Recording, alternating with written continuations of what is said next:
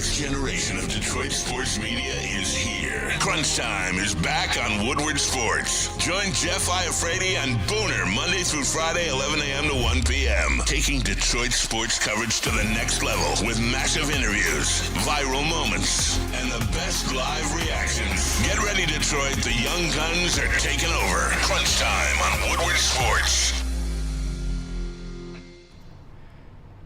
We're back. It's Crunch Time here on Woodward Sports on a Thursday, continuing our Detroit Lions Media Frenzy Week. And today we have another stacked day. Jeremy Reisman, John Macaroon, Chef Geach joining the show to talk some Detroit Lions training camp or just Detroit Lions, period. But we have a lot to get into today. Jeff Iafrate, Booner, KG, Caleb Zarnick, the whole crew is here. If you're watching, we appreciate you. Hit the like button on the stream. We got Tigers to get to as well. We're going to address Easy's take on David Montgomery because that's also something that's been happening the last 24 hours, or at least not his take necessarily, but the video that Dave Montgomery shared of Easy reacting to the report of him sharing carries with Woody Marks, which we'll talk about as well. But how we feeling today, fellas? Feel great. Tigers won last night. I'm as happy as can be. I was at Art and Jake's last night. Got to meet Brandon and the whole crew at Art and Jake's, which was incredible. And got to see how Lee absolutely crush a ball to give the Tigers the win yesterday. And they're back officially, beating the Cubs in the series 2-1. So, you know what, KG, Caleb? How do you guys feel after being on the wrong side of the Tigers? What is it, for the 6th week in a row? We on the wrong side. That's funny. But I'll let you go. I'll let you go, Caleb. Look, go Tigers. Yeah. I'm excited. We have a couple segments about Tigers today, too. So we do. And I I'm know excited. The Scoopable news was the big story, you know, some of the comments that came out about that. But as far as the team right now, I mean, they are playing good baseball. I'm trying my hardest not to rain on the parade. Don't look at me like that, Boner, because, you know, me and Caleb was talking before the show, and just it's the fact for me that, you know, since June 1st, they have hit 74 home runs. But when you look at some of their other hitting numbers, they are just about the same or worse than they have been. And it shows me that the Tigers are still in there. The Tigers that, you know, have been kind of miserable are still there. But the fact that, you know, you can go out and handle your business, it shows that they do have a chance. Now, you have a big series coming up, of course, with the Royals, no Bobby Witt. It's a must-win series. Like, let's just be real about it. You cannot afford to drop any more series, but they're playing good ball right now. Shout out Kiter Montero. Shout out How You Lee. He had a good night. Shout out Montero. Yeah, man. Montero is a fucking beast. Yeah. Kiter Montero is incredible.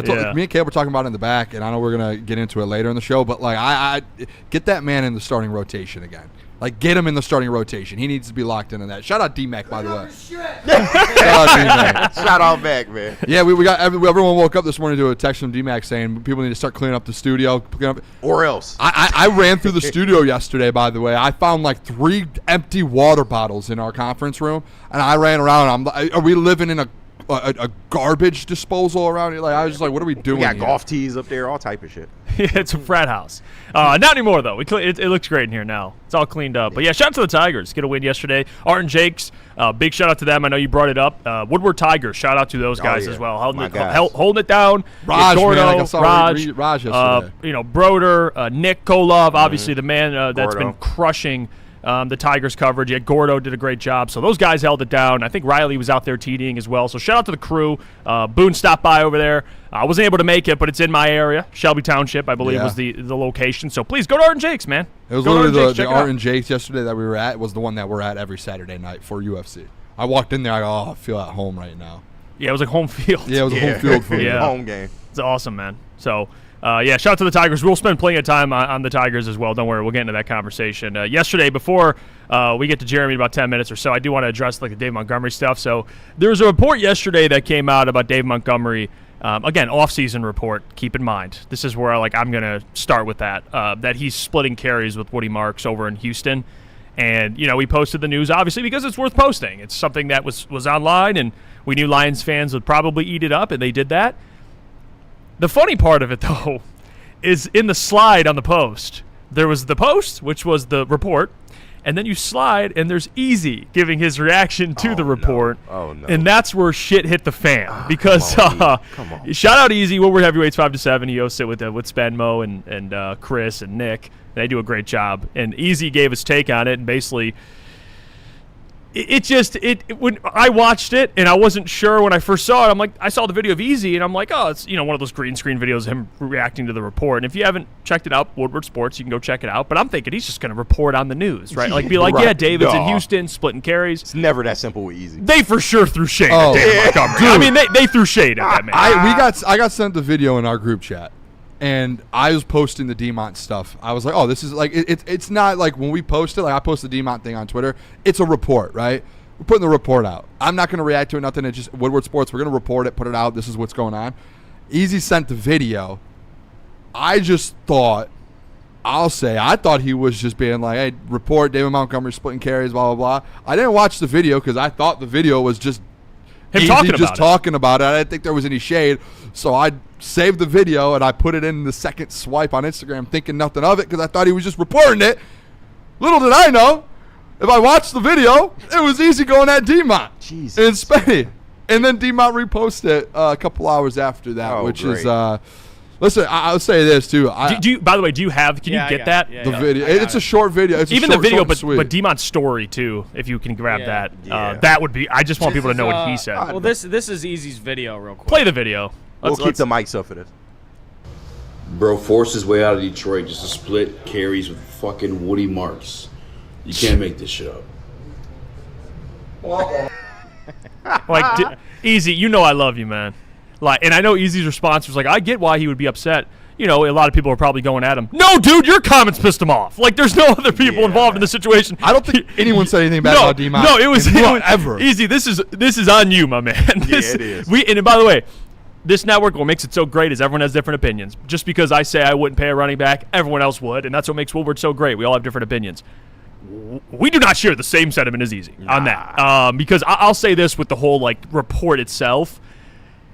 Guys, we have to stop looking into off-season reports, dude, about this stuff. Like, I don't care if we get into training camp and Jahmyr Gibbs and Isaiah Pacheco are splitting carries 50-50. It means nothing until the season. Because I promise you this, they might split carries with David and Woody Marks in the offseason, but once the season comes around, yeah, they're going to give carries to Woody Marks. Most teams are going to running backs anyway. Yeah. David's going to get a lion's share, a majority of the carries. That's a fact. So the report is a nothing burger. It is. It's a nothing burger, and a lot of teams do stuff like this during the offseason where they'll throw guys in different lineups or experiment with different things or share reps with different guys because they're just experimenting. Hey, let's give Woody Marks some run here. Let's get him in rhythm. Let's try this. Let's try this guy at nickel.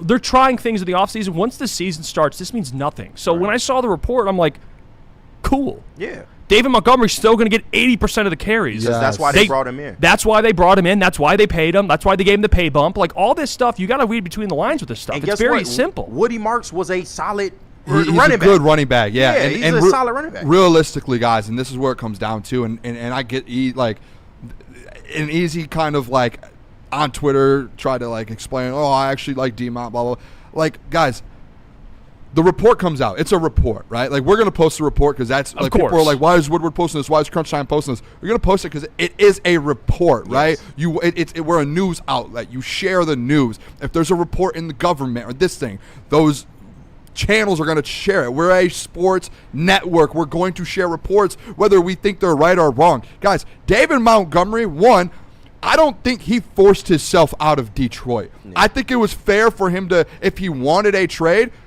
to get a trade because realistically, and I did watch the Heavies last night. I was actually sitting in the room when they were talking about it, and I disagree with some of the things that were said where some of the kind of comments were, hey, DeMont really isn't a full RB1 on most guys. No, yes, he is. He has been. He is a top 15 running back in this league at his best when he's getting the touches. I just wrote down names that I would take him over. I was asking Jeff this morning. I'm taking DeMont over Aaron Jones in Minnesota. Yes. I'm taking him over Ramondre Stevenson in New England, over Chase Brown in Cincinnati. Yes. Any Jags running back over Tony Pollard, J.K. Dobbins, Javonte Williams, the Billy guy in Washington, Chubba Hubbard, Zach Charbonnet. I'm taking him over 20 people in this league. Yep. He is a top 15 back in the NFL. Yeah. He had over 1,000 yards. In 2023, his best year where he got the most carries and his most touches, when he was splitting carries with Gibbs in his first year. Guys, he had over 1,000. He almost had 1,100 yards. Yeah. And guess what? He only played in 14 games. Imagine he plays a full season. He averaged almost 5 yards a carry. He had over 10-plus touchdowns. He's a top 15 back in the league. He is. And it's undisputed. It's not. You can't question it. Like, and Klotz in the chat being like, oh, well, Woody Marks is Woody Marks. Like, oh, he was great at USC. He might have been good at USC. Guys, he had the same amount of carries. No, he had like 30 or 40 more carries than DMont last year. Yeah. Guess who had the same amount of yards as him? David Montgomery. Yep. Woody Marks averaged 3 yards a carry. DMont averaged 4.5 with a bad Detroit Lions offensive line. Put some respect on DMont. You have to start putting respect on DMont's name. And again, I'll stick up for DMont. DMont didn't force his way out. Dan Campbell and what Jahmyr Gibbs was doing forced DMont out. David Montgomery to start last year, after 2 years of splitting reps with Jahmyr Gibbs, said he wanted to be in Detroit. He went into training camp and said he loved being in Detroit with Jahmyr Gibbs. You know what forced DMont out? Is when Dan Campbell went to the podium and said, we need to start getting DMont more carries. You're calling the plays, Dan Campbell. You could step up and give him the ball more. And guess what he didn't do? He took carries away from DMont, who was playing better at that time than Jahmyr Gibbs. Yeah. So, like, David Montgomery, and that's where I think, like, and I did, behind the scenes, like, I did see a couple messages from DMont explaining why DMont posted that and why he was maybe a little like, what are you guys talking about? And a little sentiment of, like, hey, you guys really don't know the behind the scenes of all this stuff. Yeah. And I think that is a sense of, hey, connect the dots. My famous line, just connect the dots. The guy last year said he wanted to be in Detroit with Jahmyr. He started losing carries. It wasn't because of him. If you're in David Montgomery's position, and how old is David Montgomery, guys? 29 years old, and right now, at your peak, you could be a top 15 to 17 running back in this league when you're getting the carries and the touches. Why would you want to sit here and not get those touches? Why? You don't. You want to be like, hey, I want those opportunities. So, yeah, I disagree with the fact that he forced himself out. I think it was more so the Lions forcing him out. And I disagree. He is a top 15 running back in this league if he's getting the touches and if he's healthy. Joshua Black, shout out for the $5. He says, Booger from Crotch Time, you're not as stupid as people say. Thank you, Joshua. I appreciate that. That's an indirect compliment, though. We appreciate that, Josh. But, yeah, I'm with you. I think David, and I don't know all the behind-the-scenes stuff, but I know for a fact, and I'm with you, that you could read between the lines with his kind of exit with Detroit. Like, they were moving towards Gibbs. They were kind of – and with Dan Campbell, he probably takes the majority of that blame as well, not utilizing him correctly, because last year we were clamoring for more David Montgomery. There was times where there would be I can remember vividly, actually, the Rams game where he was getting 4 or 5 a clip, and they went away from David Montgomery throughout the game. In games where they couldn't run the football very effectively. Does that mean David's a better running back than Jahmyr? No. But it meant that David was playing better, and they still gave more carries to Jahmyr. And I understand the addiction. You give 1 carry to Gibbs, he could take it 70 yards of the house. I understand that, but sometimes the flow of the game just dictates David should get more carries. So in Houston, he's going to be fine. I think Woody Marks is going to be involved, obviously, because like I said, most of the NFL is splitting carries. Most of the NFL, there's a lot of backfields now, and I think it has influence to do with the Lions, actually. I think the Lions with Jahmyr and David actually influenced a lot of the NFL with how running backs are being utilized. A lot of teams have 2 running backs that they're utilizing, and I think it's going to be the same in Houston. I think Woody Marks is going to get some carries. But let's get to the season and actually see what those numbers end up looking like. Yeah. Because David's going to get probably, I would guess, 70% of the carries. And that's just how it's going to be. Woody Marks is going to get touches, but David's going to be the bell cow there. And you got paid accordingly. I mean, just look at what guys are getting paid. If they gave him a pay bump, they expect him to be their 1A back. Yep. So, yeah, I'm with you. Zach, so appreciate the $2. Just Booner throwing strikes today. I honestly, I think it's just obvious what DMont is, and I think it's obvious the situation that happened in Detroit. Yeah. I do. I don't think he forced his way out. I think it was the situation that came at hand. I think they went away from him. And DMont, at 29 years old in his prime, wanted to showcase that and wanted to be able to go out there and do that. And I will never be mad at him or never say that, anything negative in that sense. And again, I do think, like, if you ranked running backs, I went through the list of starting running backs in the league. You could throw him from like 13 to 15. You really can. And if you want to even go higher and throw, like, I had the list up earlier, it's actually shocking if you look at that. And he was putting those numbers up, like in 2023, that 1,000-yard a year with almost 13 touchdowns or whatever it was. He was doing that with Jahmyr Gibbs in the backfield too. Yeah. That's shocking. We love you, Easy. Got to fix that relationship. All right, we don't want – hey, listen, Dave Montgomery, I know probably he's looking at this thing like, you know what, this sucks because, he was nothing but great to Detroit, and now he thinks probably the fan base, is hates the guy or like is laughing at him. But he's going to be fine in Houston. Probably going to have him on my fantasy roster, to be honest with you. Yeah. Probably going to take his ass. He'll go back, He'll be all right. I've had him before. Let's. It's a great pick, by the way. Every year in fantasy. He's going to be good in fantasy. Let's take a break. When we come back, we got Jeremy on. Yes. All right, we'll be go. joined by Jeremy Reisman from Pride of Detroit. But first, I got to tell you about our friends over at Planet Fitness, so allow me to do that. 60 locations, over 60 locations in Metro Detroit. So they're always close to you. I go to the one in Royal Oak. I got the one at Chesterfield. You can go to anyone that is nearby, and they have something going on very special right now, the Summer Pass, and it's back until August 31st. Teens 14 and 19 can work out in a Planet Fitness for free all summer long. Register online at planetfitness.com for more information. Jameer Gibbs, breakout season loading. Inside the 5, Gibbs to the end zone, touchdown! Woodward Sports, the most dominant Detroit sports coverage around. Some days call for light, others lean bold. What about everything in between? All Day IPA, the easy choice for every day. Citrusy, crisp, refreshing. Flavor you can float with. Light on the hops, big on refreshment. One's great. 2, even better. Brewed with you in mind. No shortcuts, no fuss. Big on flavor, never too much. All Day IPA. Hop into easy.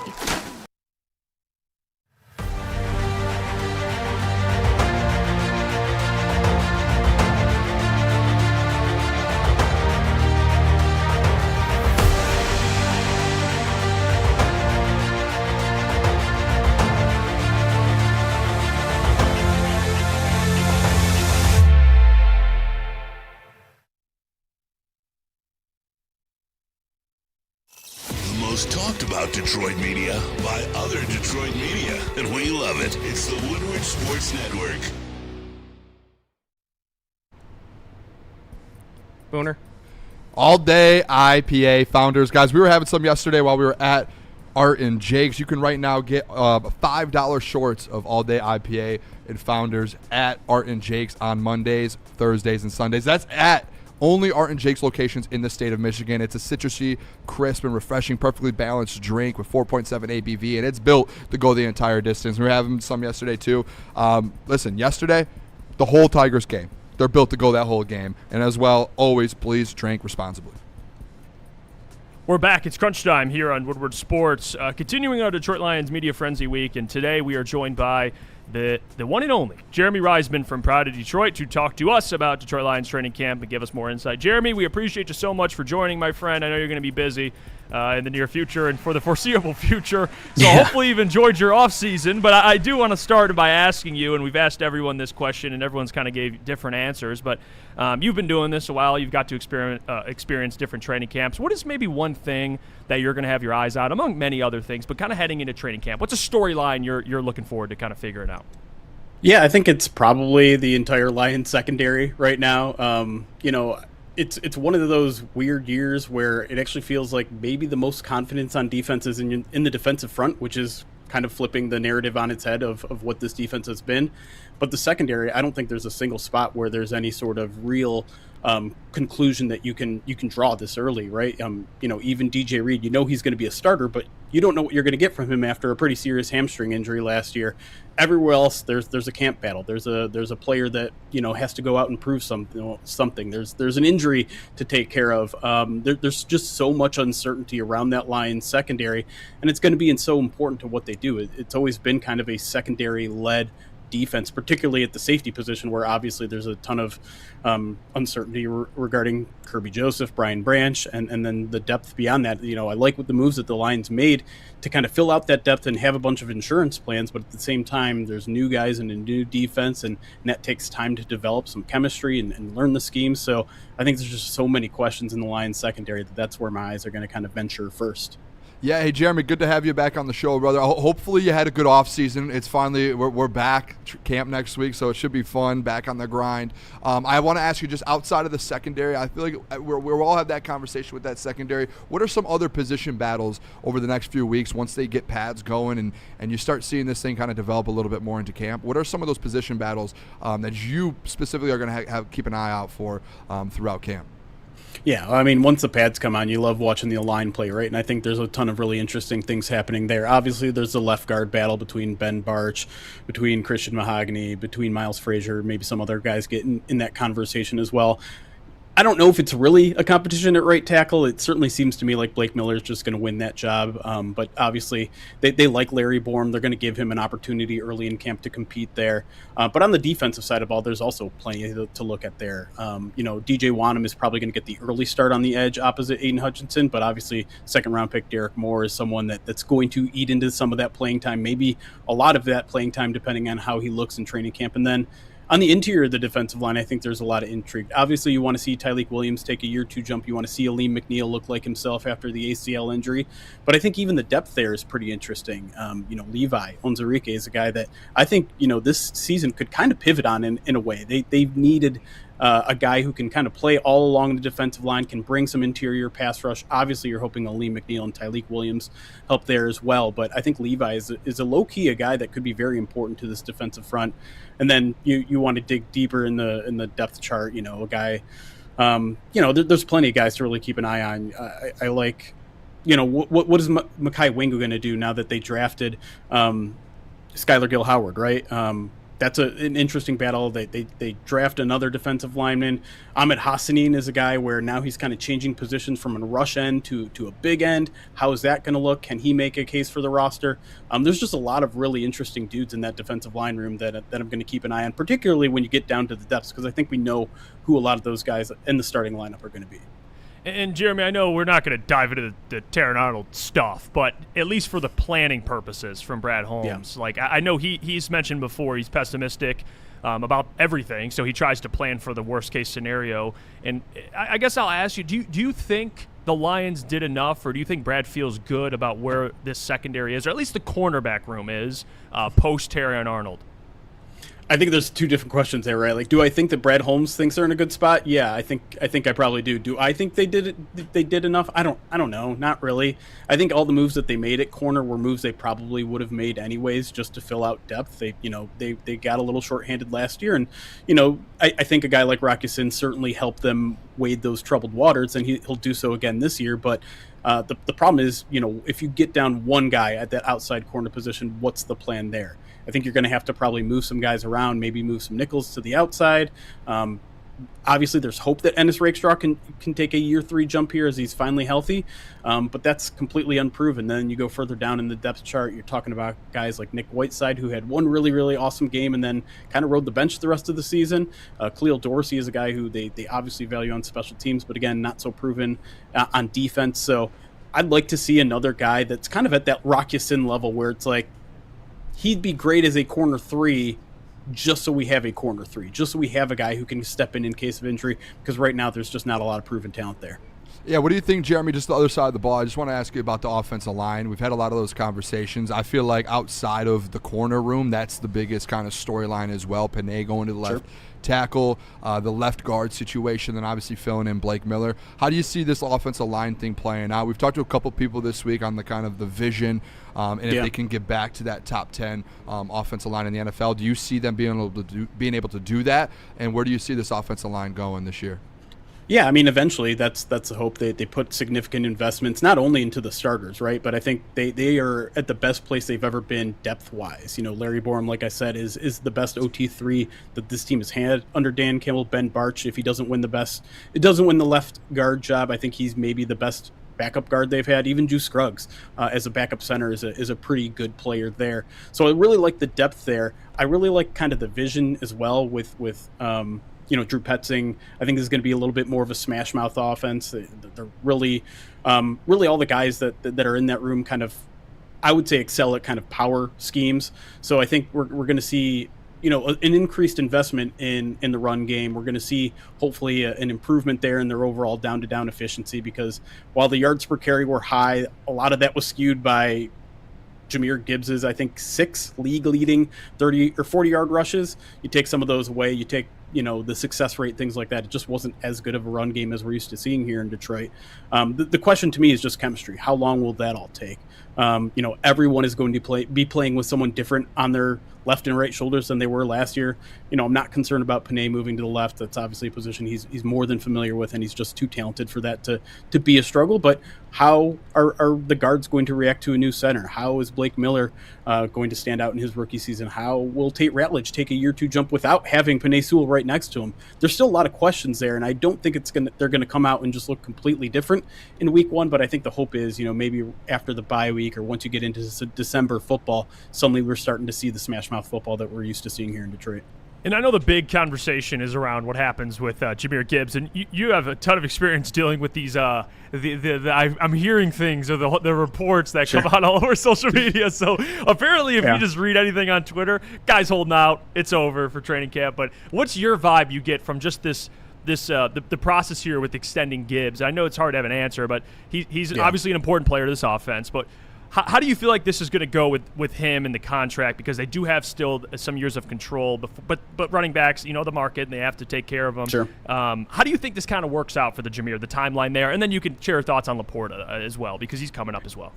Yeah, I mean, I don't expect a lot of drama. That's not how this team has operated in its first 5 years. I'd be surprised to see any sort of drama play out. And the Lions have been very forthright, right? Brad Holmes has downright said he wants all 4 of those guys' first picks from the 2023 draft class extended. They're important pieces that they want to be part of the long-term future. And I understand there's obviously some hesitation from fans, from analysts that don't want the Lions to pay a running back because it doesn't work out well. You look at the Super Bowl winners; they don't have a guy who's taking up this amount of space in the salary cap.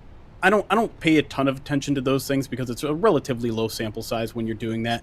The game is always changing. The players, the positions are always rising and falling in value. And I think it's pretty clear that Jahmyr Gibbs is a top 5, if not top 3, if not top 2 running back in this league. And you want to keep those guys around, especially while they're currently in their prime. And I think the expectation is Jahmyr Gibbs is still going to be in his prime for the next 4 or 5 years. And the Lions are going to want to lock that up. So I expect it to happen. I will say I'm at least a little moderately surprised that it hasn't happened yet.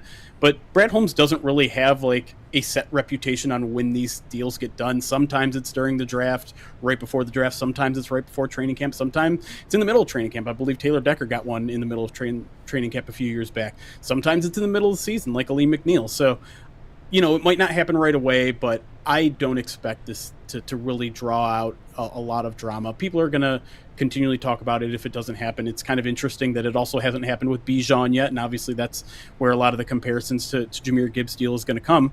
But I don't foresee a lot of drama there and I kind of view the same way as Sam Laporta. Obviously the injury complicates things a little bit, so maybe they want to see him practice for a couple weeks. Obviously it sounds like he's gotten fully cleared and should be good to go from the start of training camp here, but I wouldn't be surprised if they just want to see him out there, make sure the explosiveness there, make sure the physicality is still there, and then get the deal done with him as well. Jeremy, I want to ask you, I saw on Twitter, I've seen this too, you guys did articles about top 5 Detroit Lions players.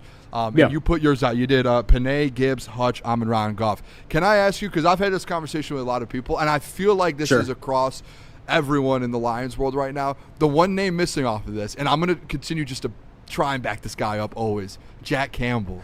What's the mindset of having him off that list? Because you're not the only one too. A lot of people, in the names on this list, I think anyone can make an argument they're all in the top 5. Can I get your thought process on the Jack Campbell and where kind of you have him in this scenario as well? Yeah, if I'm not mistaken, I think I had him 6. So we ranked the entire roster from 90 to 1 over on Pride of Detroit, 8 of us, and then we kind of pushed, got a consensus. So Jack Campbell actually placed 5th amongst all of our collective rankings, but I had him just outside at 6.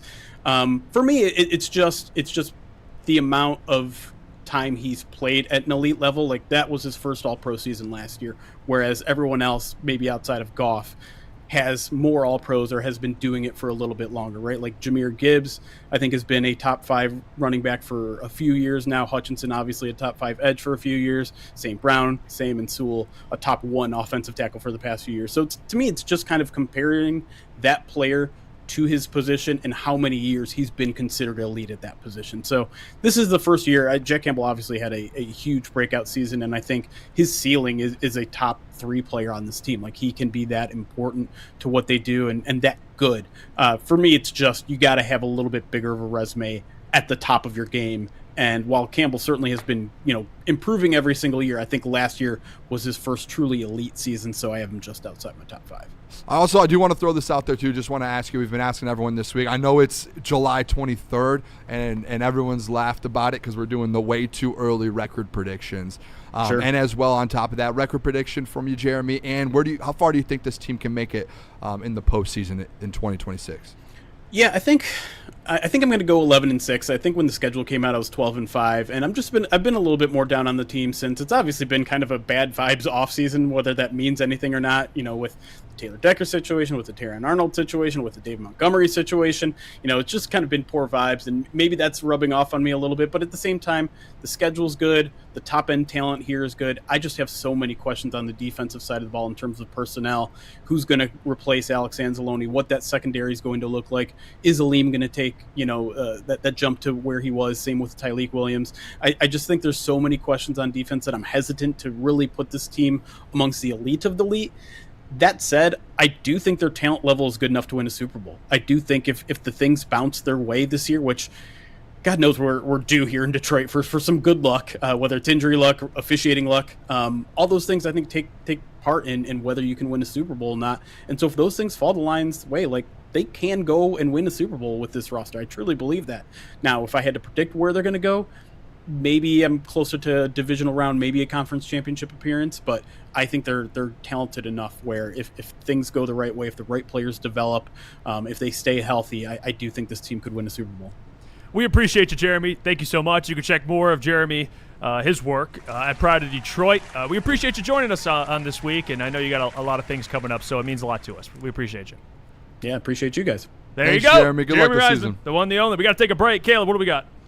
We got Water Hazard. Let me tell you about Water Hazard because you mentioned Art and Jake's earlier. You can get cans of Water Hazard from Founders at Art and Jake's locations in Michigan, $5 on Mondays, Thursdays, and Sundays. It's the only vodka-based cocktail from Founders. Citrusy, refreshing, gluten-free. It's so delicious. I love a good vodka cocktail, and Water Hazard is up at the top of those rankings for me personally. I'm not just saying it because they're a sponsor. It's absolutely delicious. I tried one last week, and I'm going to continue to do so. So check that out. And remember, please drink responsibly. Neil Rule and Sean Belizian wake you up every Monday through Friday on Detroit's #1 sports network, Woodward Sports. That's right, Big D Energy has moved to mornings. Get your morning dose of Neil's tone and Sean's insanity. Weekdays 8 a.m. to 10 a.m. Two Detroit sports legends coming together for the best Detroit sports morning show there is. Big D Energy, waking you up weekdays on Detroit's #1 sports network. Planet Fitness now has even more best-in-class strength equipment. Join today for $1 down and save. We're stepping it up. We're not slowing down. Finding new faith, new focus. Love that new equipment smell. So, you in? Join the club today. Save when you join for just $1 down, $15 a month. Planet Fitness. We're all strong on this planet.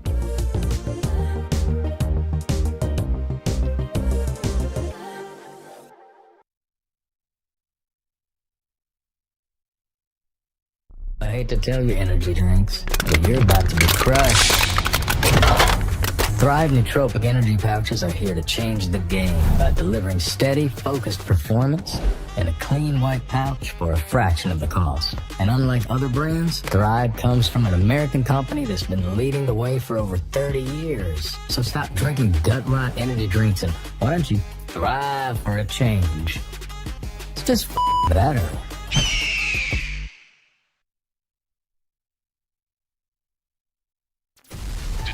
Has the best sports fans in the world. That's why they deserve the best sports coverage in the world. We are the Woodward Sports Network.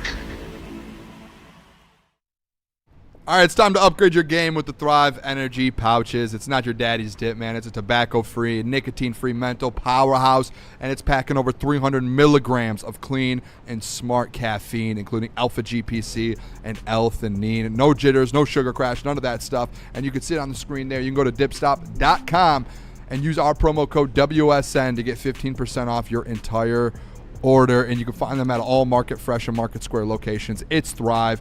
Clean energy, zero distractions. They just effing work. We're back. It's crunch time here on Woodward Sports. Continuing Detroit Lions Media Frenzy. I want to hit a super chat from Shad. Paid us during the break. We appreciate you for it, Shad. He says, Jeff Illich, just hoping and praying someone in Detroit media would agree with them at this point about giving Gibbs the vet minimum. And it just so happens that we have. Oh, no. What the fuck is going on? Is it Chris Illich?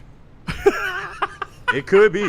Is Chris Illich here? Speaking of someone who may agree with me on my take, no. the one, the only, John Macaroon, Detroit Lions on SI, joins the program. Look at him. He's happy. He's ready to go. Doc, we missed you, and it wouldn't be Detroit Lions Media Frenzy Week if we didn't have our guy on. How we doing, Doc? Guys, I feel great. Listen, I'm gonna need a little jolt of coffee because I got to be honest. I maybe fell asleep during your last guest interview, but I'm awake now and I'm here to bring you guys what was the energy. that? Now, Doc. you guys, Really? Shots you guys fired. always count on me to pick you up. But I'm gonna Come need on. Wait, whoa, Doc. Whoa I'm there. gonna need you guys to pick me up because I was a finalist. I don't want to lie here. I was a finalist for the on-air talent job with the Lions. It was between me and Brooke, and I told them, look, I'm a sexy man beast. I can bring you all a new, fresh set of eyeballs. But unfortunately, for the fourth consecutive time, they've chosen an on-air talent to cover the Lions that's a female, so I don't fit that qualification, so I'm a little bit down. But I'm here today to let you know I'm going to start my 8th year on Sports Illustrated. I have not been cut. I've been brought back because of my energy, my personality, my willingness to say things and to do things in a way that a lot of people like. And if you guys stay tuned till the end, I'll have some news regarding an appearance that the Doc is going to make for the first time. Okay. I blame Jeff for Doc coming in so hot like that because Jeff texted him and said, Doc, I need all the energy. I need the best we've ever had. Yeah, and Doc, he came delivers. in. But listen, I just want to wake up your audience because I hopefully the last 15 We love Doc. We're not doing this. We love Jeremy. We're having a great shout out. I love him. What are we doing? We're not. Hey, Doc, we're not a part of any. ELE Booners at motto. Everybody love everybody. And Jeremy loves me. I know I have a lot of supporters and a lot of haters. I know Jeremy loves me personally. All right, well, you know what, Doc? I did tell you to come with the fire, so you did take that. And I told him to bring the heat today, and we need you to have it today, Doc, because we've got a lot to get into with you. It feels like we talk to you every week, but it feels like I've been talking to you forever. So let's get into it. I am curious to hear your thoughts on just this training camp question we've been throwing at everybody, and I know you'll have a unique perspective to this. But training camp's coming up. What is kind of the storyline to watch for the Doc? You're good at kind of analyzing this stuff. What's one thing you'll have your eyes on, Doc, in the next week? Yeah, a lot of things. First and foremost, I want to see, does anybody get signed? Anybody get paid? I'm wondering if Jahmyr Gibbs does end up landing a market-setting contract. Does Sam Laporta get inked? Does Sam Laporta get traded? I doubt that would happen, but his name has been floated out there all offseason. Does Brian Branch get an extension before the season starts? So first and foremost, I want to see, does Brad Holmes open up the wallet, make everybody feel good? Second of all, like everybody else, I want to see the injury situation. I want to see first things first. Day one, is Kirby Joseph out there? Is he going to participate? Is he going to end up on the PUP list? I tried to reach out to warm personal friends, and nobody replied back. Well, I was in Tennessee in the mountains, so I'll see if my texts start firing up over the course of the next couple days. But I want to see who's healthy, who's going to be out there to produce. And it's going to be one of those things where even though Dan Campbell has said maybe training camp intensity might change or things like that, I want to see the balance between how tough does Dan Campbell run this camp versus trying to keep his players healthy, because arguably everybody believes the Lions are a good football team. But the biggest question mark is going to be, can they withstand any injuries? And they've just been a team that's been befuddled with injuries over the last couple years. So if they can stay healthy and over the next 30 days, I think a lot of people will be happy going into the season. Hey, just real quick, I want to throw it out there because the chat right now is just going off about it. The Demont stuff in the last 24 hours. What's your side of this saying? And what do you think? Kind of, do you think there's a true like, hey, Woody Marks has a chance to be the one there, or do you think this is a thing that's getting blown out of proportion and it's really like Demont never did he force his way out of Detroit? I just want to get the Doc's kind of point of view on this. I know you're fresh back from Tennessee, but what have you heard and seen about the Demont stuff? Yeah, no, it's just I just think that in regards to the emotions behind it, I just think it was handled professionally. I mean, look, David Montgomery saw the writing was on the wall. Jahmyr Gibbs is the focal point of the offense. They're close. And Dan Campbell gave him no carries. So when you have 6 carries a game and the writing's on the wall, you realize, okay, the team loves Jahmyr Gibbs. He's never going to dismiss or do anything to disrupt Jahmyr Gibbs' ascent. Jahmyr's going to get paid north of $15 million a year. But if you're David Montgomery and you feel like you have productivity left, your representatives are going to tell the team, look, in some form or fashion, I don't think it's going to be angrily. It's going to be, hey, I want an opportunity to play. And I think everybody knew that. And that's why, remember, guys, the clues were left. One, Brad Holmes talked about it. Remember, Brad Holmes said, hey, at the end of the year last year, he said, hey, we want to move forward with everybody, but maybe some guys maybe don't want to be here. And obviously, I think David Montgomery wants an opportunity to get a little bit more than 6 carries a game. Now, you guys, if you guys check the article, I did cover the story and I spoke to Easy. It was kind of hilarious this morning. The start of my 8th year, my first story is talking to Easy, being a corny sports personality reporter, but that was interesting. So I said, I'm going to write it. I'm going to talk about it a little bit. It's interesting, but from the perspective of David Montgomery and the National Football League, more and more teams are going to split carries because of the punishment, the sheer punishment that running backs get. And that's one of the other things I'm looking forward to in the season for the Lions is how many carries and touches does Jahmyr Gibbs get? And I think for your commenter in the chat, one of the reasons why smart people like Jeff and those that say don't pay Jahmyr Gibbs, I want to see, can he handle 2 months of high usage and stay healthy? Imagine you pay him $21 million a year. You start giving him 20, 25 carries a game and he breaks down. Now you're left in the lurch. So I look at it from the perspective of these teams are trying to figure out the right balance of extending these guys' careers, especially at the running back spot. And I think that even if he does split carries, a lot of teams are running the ball 15 to 20 times a game. If he can get on the other side of it, if he can get 10 to 12 touches and then maybe a little bit more out of the backfield or a little bit more usage, he'll be happy. So I don't think it's a bad thing that he wanted to get out from under Jahmyr Gibbs' shadow. He's a competitor. He's somebody that wants to be on a good football team. And I don't blame him at all for doing whatever he needed to do to extend his career. If he has 1 or 2 more productive years, he can land another hefty contract for himself and his family.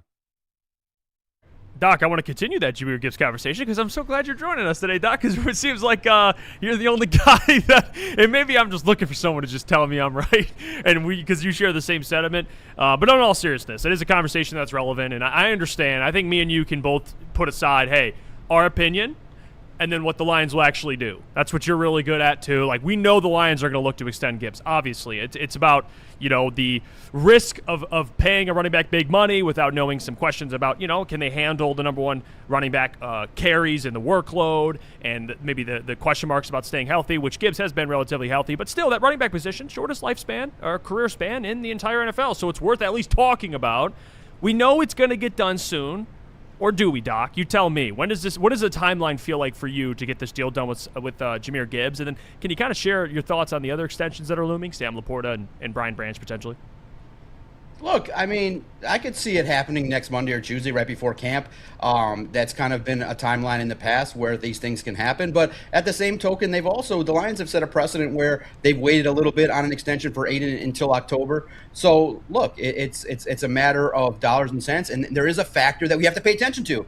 Bijan Robinson is going to be earning the same level of contract. And so it would behoove Jahmyr Gibbs' representatives to wait, because most people believe that Jahmyr Gibbs is just maybe a hair better than Bijan Robinson in terms of his upside. So you wait, you see if Bijan collects, and then you try to go north of it. So I could see Jahmyr Gibbs missing a couple practices as a hold-in. I don't even think it's that big a deal. When it comes to the business side of sports, everybody wants their their taste of the pie. What, you don't think on vacation I was messaging on Sports Illustrated, hey guys, look what I did last year. I'm on all these platforms. Look at all these numbers. Look at me compared to everybody else. And they were very happy and satisfied to keep me around. So it's just one of those deals where the business side of the game is real. I don't think it's even a big deal if he holds out in that manner, because of the fact that it's big money, it's life-changing money, and you have a player that's set now for the next 4 or 5 years to be your focal point of your offense. But look, now that's what I think the organization, clearly they've said it. They've said, we want Jahmyr Gibbs to be the guy.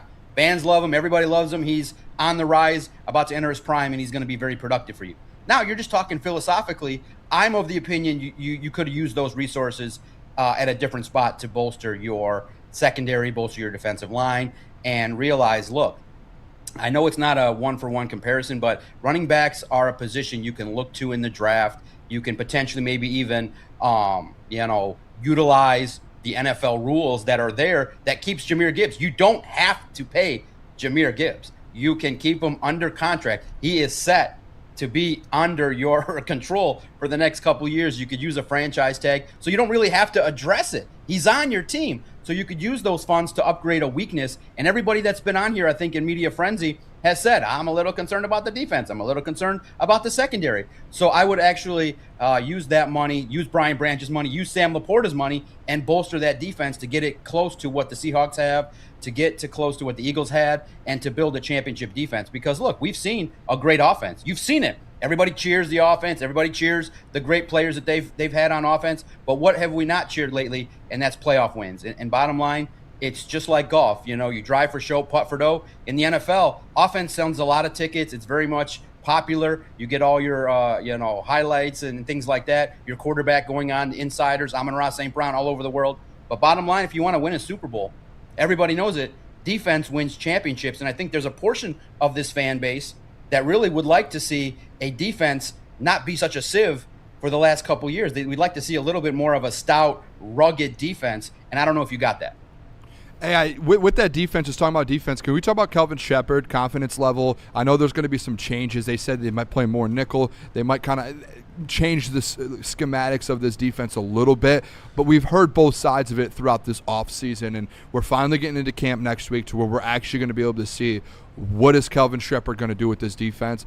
To you, Doc, one, what do you want to see, and also two, what do you think that Kelvin Shepard will actually do with this defense? Yeah, and I wrote about it in a couple of my pieces and talked about it on the Lone Wolves podcast. I want to see what the pass rush scheme really is. If you're going to go with the crush the can approach and kind of the approach that they've had, I can understand it. You had sack productivity, but it came in spurts. And so that's where the analytic geeks kind of don't seem to want to acknowledge it. But, hey, the Lions could open the year with 5 sacks against the Saints and then none for the next 4 games and have a stretch there where they don't produce. And then they get, against bad teams, produce high level of sacks. And then it looks like, oh, wow, we produced the 4th level of sacks. They go on television, the slappies go, wow, we're pretty happy with the pass rush. When you go, well, wait a minute, against the Steelers when you needed to stop the quarterback, it wasn't there. So, in my opinion, I would like to see a little bit more speed to pressure in regards to getting to the quarterback, more disruptive, more consistency. And I want to see growth from some players. I want to see Ali McNeil continue to come back from his ACL. I want to see Tyleik Williams develop. And I definitely, with Kelvin Shepard, I think the biggest thing that everybody in your fan base and that covers the Lions wants to see, can he adapt to what the opponents are doing? It just felt like the Lions after halftime last year weren't the best, creme de la creme, of being able to adapt and answer things quickly. And of course, injuries were part of the reason why. But the Lions last year, in terms of the defense, gave up far too many explosive plays, far too many miscommunications. The man-to-man coverage wasn't as effective as you would like, and there were many more mistakes than you would have liked to have seen that resulted in the team not getting off the field on 3rd down. So I want to see improvements across the board. And then the one thing, honestly, that I think everybody joked about, but I can just say it out loud, I think that Kelvin Shepard only made one public mistake last year. You can't come out publicly and say to this fan base, hey, if you take away the 59-yard run we just gave up, we played good on defense. No, it's on tape. We all saw it. And you have to stop maybe making a little bit of the excuses for some of the bad plays, because you can't just say, wow, well, guess what, guys? I can then sit here and say, and maybe a colleague of mine that came on just before me might say, man, if we just took out the tally of how many Super Bowls the Lions won, they're the best organization in the NFL. They have slappy fans. They got great reporters, multiple media outlets talking about them. If you take out the fact they never won a Super Bowl, they might be the winningest organization in the history of the NFL. Well, bottom line, a guy like me cares about the bottom line, which is winning a Super Bowl. And part of winning a Super Bowl is playing well on defense. And I want to see Kelvin Shepherd raise the level of the defense, and I know he will. But bottom line, I'm confident. In my preview series that I ran last week while I was on vacation, I said, obviously, the concerns are on defense, but I'm very comfortable with the linebackers, very comfortable at this point in time with Izien and Clark, but I'm very concerned about the secondary and have moderate to reasonable concern about your defensive line. Let's talk more about that secondary, but more specifically the safety room. And I know, Kirby's knee injury is concerning for everybody, and I think it's crazy to say that you probably feel better about Brian Branch coming off an Achilles injury than Kirby Joseph, who had a knee injury that, they tried kind of doing therapy on, different stem cell treatment and different things like that to try to get him back. But it's been the whole offseason, and he's basically been in bubble wrap, Doc. So how are you feeling now getting closer to training camp without any update or any news to make Lions fans feel better about Kirby? What should fans expect out of a guy like that dealing with that type of injury heading into training camp? Yeah, well, it's tough because, just in my time in Tennessee, I was reading the Ward Manual stuff and people parsing facts. It's just really hard nowadays to kind of see through the trees a little bit, see the forest through the trees. It's tough, but I look at it from the perspective of, if we just look at common sense, Dan Campbell said he was more confident about Sam Laporta, and then there was a report that just came out a couple of days ago that officially cleared Sam Laporta. I feel like the Lions are in the business of marketing good news. I reached out a couple times to people close to Kirby Joseph. Nobody has been willing to tell me, and I'm very popular tan figure here in the sports media world. And I said, hey, is there any good news I'd like to share, because I'm going to be doing some media things, and nobody got back to me. So I think obviously that lends a guy like me to believe, and I'm speculating, that I think he might start training camp slow, maybe even on a PUP list, maybe even take time before you fire it up. Because remember what Dan Campbell said. He said, once we fire it up, there's no going back. So I think they want to be ultra cautious. So maybe even the first week, take things easy, see him out there. I would say maybe, if we're looking at on the positive side, maybe he participates in individual drills for a lot of the early part of camp, where he's out there stretching, running around. But when it comes down to the competition, the physicality, the cuts, the time where you got to go out there and try to stop Jameson Williams and Isaac Tesla from going deep, we might not see that until maybe the middle of camp. So I'm cautious, I think, with Kirby Joseph. And I think that's the right way to look at it, at least at this point, objectively, because the Lions were very positive and hopeful about Sam Laporta. It's been radio silent about Kirby Joseph. I don't know if they're going to do a grand reveal about Kirby Joseph at training camp. I feel like he would post it right now, ready to go, if it was ready to happen. So we'll see starting next week. Yeah, Doc, I just want to ask you as well. I talked about Kelvin Shepherd, but other side of the ball, other coordinator Drew Petzing. What's the difference in the confidence level that you had from, the Lions offensively having John Morton at the helm last year, and then now to Drew Petzing? What gives you the confidence for him to be able to do something, obviously do it differently than John Morton did? Yeah, like I said, I'm really surprised. The more you look at it, the more time that you give this to reflect on Dan Campbell choosing John Morton, it just looks like a horrific hire. I mean, the guy's resume was right out there that said that he had a hard time clearly establishing the run game. With a revamped offensive line, new talent, a young rookie, John Morton clearly wasn't the guy. And it's just crazy to think about that. The weakness that he had a decade ago that we highlighted at Lions on SI, a lot of people just wanted to overlook. And then obviously if you don't have the offensive line, and maybe if the offensive line was better and John Morton would have schemed it better, his experience would have took over, and the running game wouldn't have been so piss poor. But unfortunately, he lost the offensive line early, and it went back and forth, and he just wasn't the right guy in terms of what his role was. So I think I'm tremendously confident that Drew Petzing can do better than John Morton did. So that's just clearly an instant upgrade. So now the question mark is going to be, look, I think he has the fundamentals. He's got the cachet. The question mark is going to be, how does he piece together his play calls? How does he utilize the talent that he's got? Who gets the football at what times? what's the pass percentage versus the run calls that are going to be out there. And then clearly I want to see the biggest improvement I want to see is a little bit more explosive plays. And that starts, like what Dan Campbell said, you have to run the football, and they will. I think that you're going to start to see Jahmyr Gibbs hopefully get 15 carries a game minimum. And that can then open up the play action. That can open up the deep passes. And I want to see numbers. I want to see Amon-Ra, J-Mo, Tesla, Laporta. I want to see record numbers. That's the selling point of why you're charging your fans $400 a ticket to sit in that stadium. And if you don't score a lot of points, it's going to be something that I think would be shocking to a lot of people. You got Jared Goff in his prime. He understands that I think this offense, he'll be able to maneuver the football to great players. It's great. And I just think that, like everybody will tell you, if that offensive line sticks together, and I think they have a great chance to with the talent that they got, I think this offense is going to score a lot of points.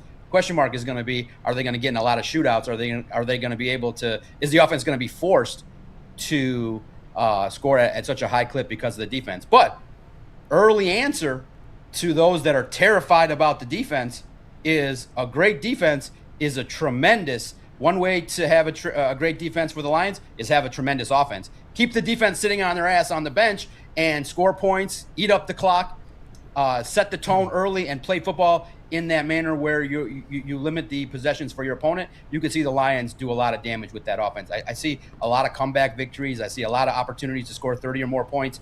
The highest point for those that say, Doc is doom and gloom, never smiles, never happy. The highlights, the reason why you take out your credit card, you borrow money from your friends, or you figure out how to pay for these tickets is to see that offense. They're going to be very productive. They're going to be a team that really lights up the scoreboard, I think, and I would be surprised if they didn't. Doc, I want to ask you about that run game to kind of go back, not to Jahmyr, but the one he's sharing the backfield with, Isaiah Pacheco. I know we've talked about him before, but now that we're before training camp, what is maybe some fair expectations that you have for Isaiah Pacheco and how he'll thrive with the Lions? What do you foresee his role being, even heading into training camp, but more so the season? Yeah, short yardage situations. Listen, if you're going to do this, you just do it. I want to see less of Isaiah Pacheco. If David Montgomery earned 6 carries, that's what this guy gets. I just think you spell Jahmyr Gibbs when you need to, some tough yardage situations where the Lions struggled a little bit last year, and maybe some goal line situations. I do think he's a little bit underrated out of the backfield. I do think that there's going to be some tough yardage. And one of the early signs I'm excited to see is what does it look like yards after the catch or yards after initial contact when he does get the opportunity to get a carry. So I do think that there's a toughness factor. I think that he is somebody that, like myself, has a lot of high energy and ready to go, ready to prove himself in another market. Coming after what happened. I mean, look, in all honesty, if you're Isaiah Pacheco, the first thing that you're going to put on your locker is a picture of Kenneth Walker.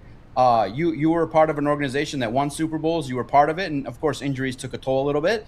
But they went out and replaced you. So I hope that little bit of grit and hunger and a little bit of piss and vinegar gets into his game and attitude. And I think you'll start to see that. You just need somebody to spell Jahmyr Gibbs when Gibbs has been utilized 2-3 downs in a row. But listen, if you're paying someone $20 million, and that's why we're so hard on Jared Goff, is not only because of his talent level, but because of the fact that he's taken up a chunk of your cap by making $50 million.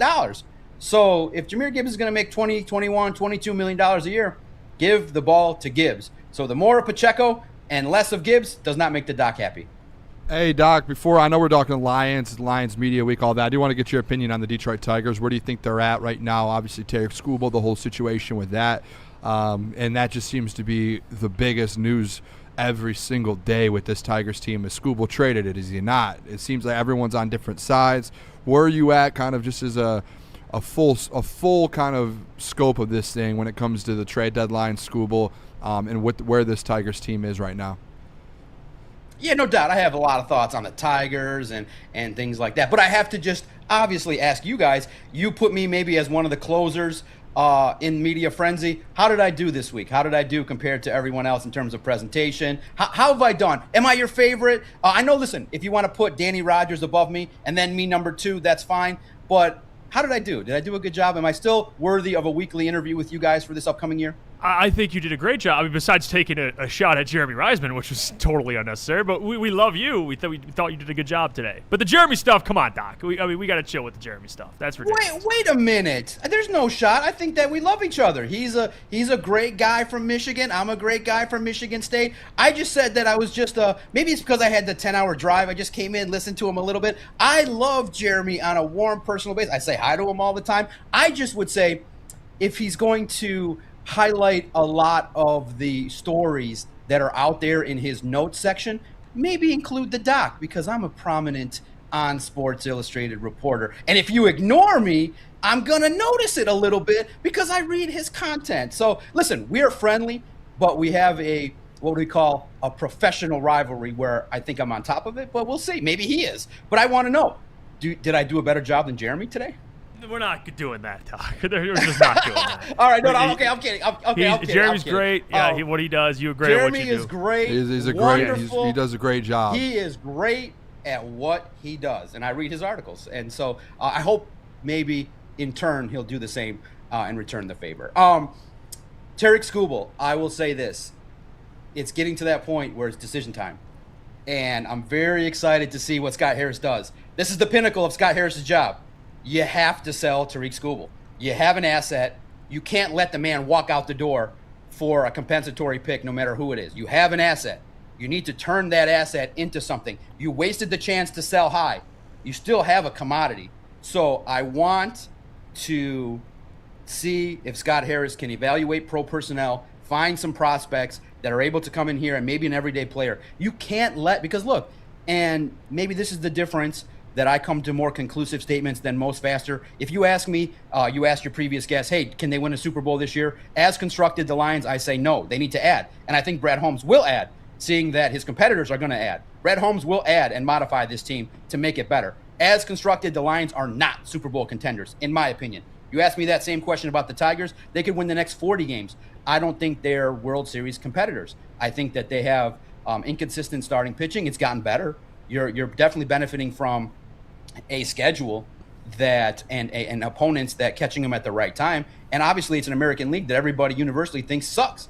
So in my opinion, you have to trade Tariq Skubal. And maybe many people, and I've said in previous interviews, many people think that indicates you're selling on the year.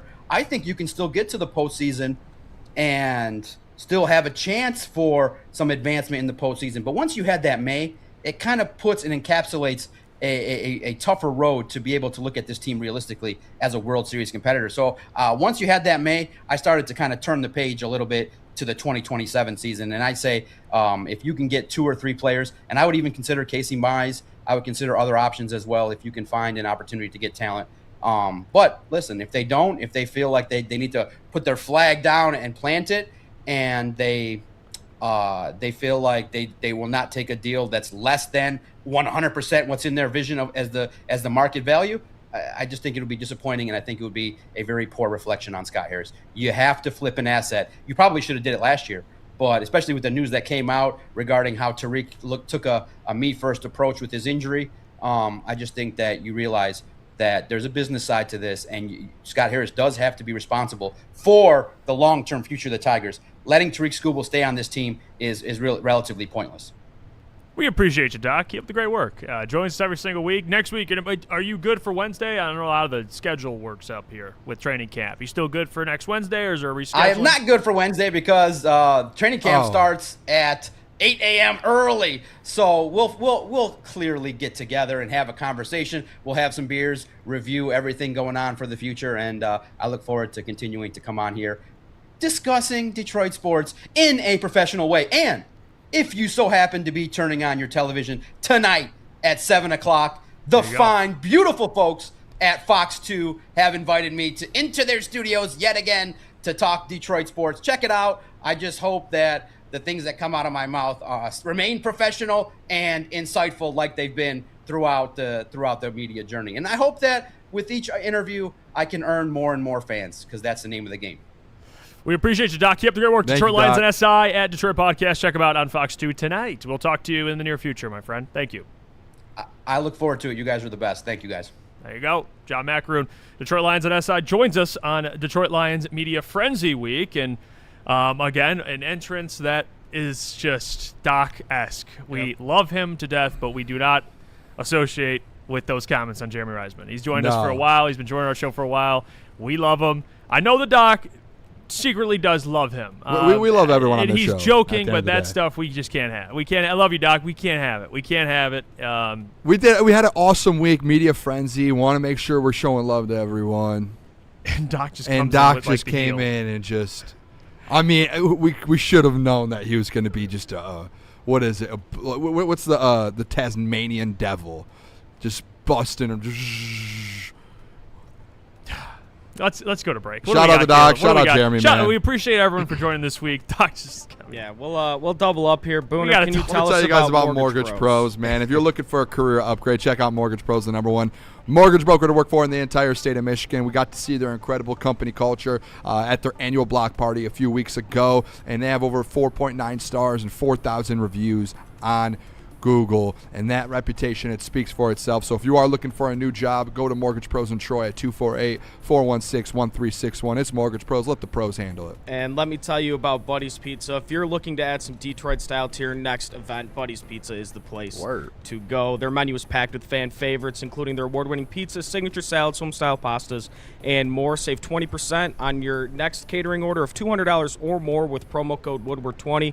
Visit buddyspizza.com/catering to view their complete menu and place your order today. Dan Campbell is in redemption mode. No, make no mistake. It's not revenge he's after. It's a reckoning. And Woodward Sports is here to cheer on the Detroit Lions every snap. Don't miss a moment of Detroit Lions coverage. Follow Woodward Sports on all social media platforms now. Woodward Sports, let's go.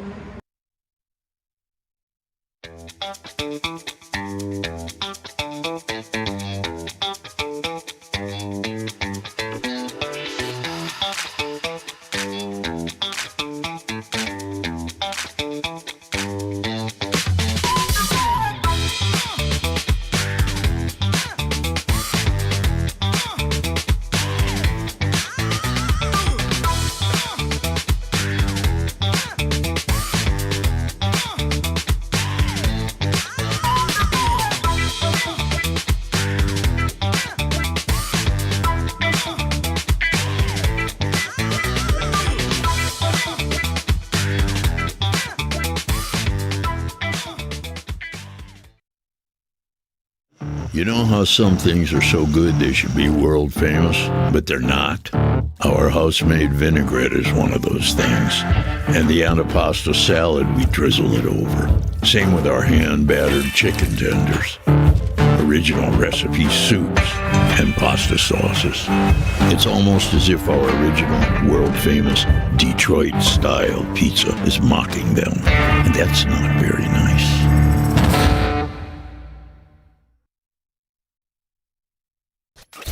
A ton of fun, a ton of sports, and a ton of man meat. Welcome to the Woodward Heavyweights, live daily 5 to 7 p.m. on Woodward Sports.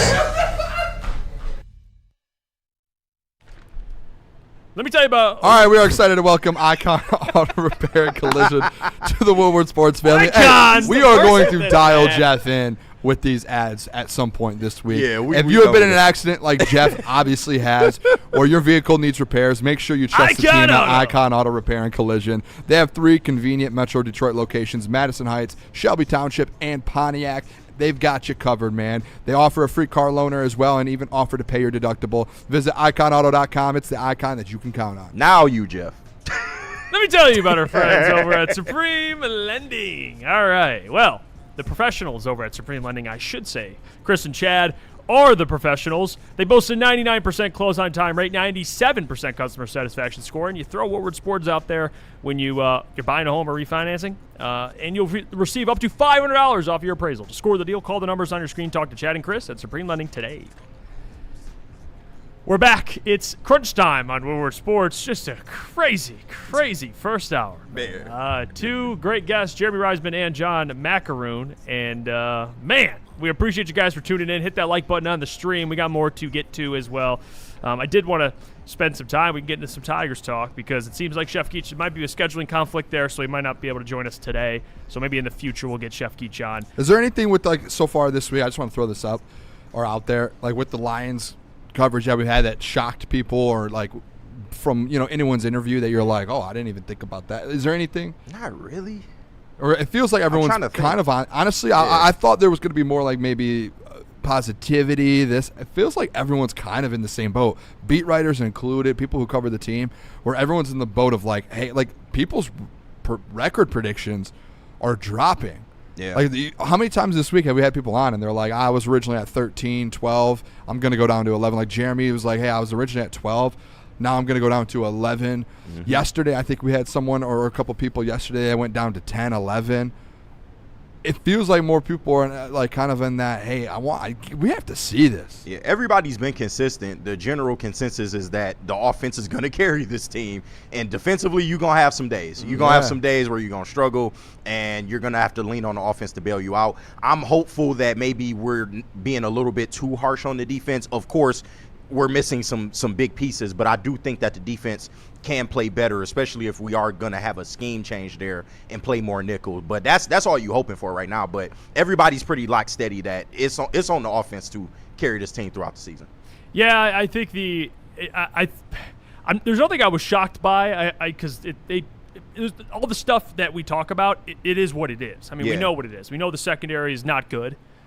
We know that because of injuries and because of TA's suspension, or not suspension, but cutting. Yeah, cutting. Yeah.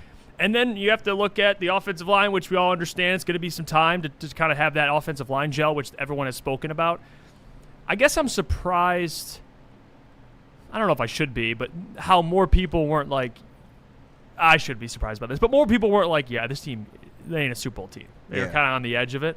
Because it feels, it's like you're kind of, your heart's being tugged, because I think everyone wants to say this team can win a Super Bowl, but then when you really start having the conversation and dissecting this team position by position, you're like, yeah, there might be a lot of things holding this team back, to be honest with you. By the way, like in a time where it's Super Bowl or bust, like it does kind of, it is unfortunate. I mean, you have a defense that has question marks. You have an offensive line that needs to gel, a new OC. You have the Jahmyr Gibbs show now without Dave Montgomery, and you want to see that kind of play out, even though he's a great player. But there's a lot of things you kind of have to see play out. Brian Branch coming back from Achilles, Kirby's knee. New coordinator. Yeah. Calvin Shepard. What happens with him? It's like, it's just hard. I guess the wins, though, like, pretty consistent. Everyone said about 11, 12 wins. Yeah, better. You have a fourth-place schedule. For sure. Better. Yeah, dude, the games before the bye week, besides like Buffalo. Yeah. You should go on a run. Yeah. What does Neil say? Like 6 wins?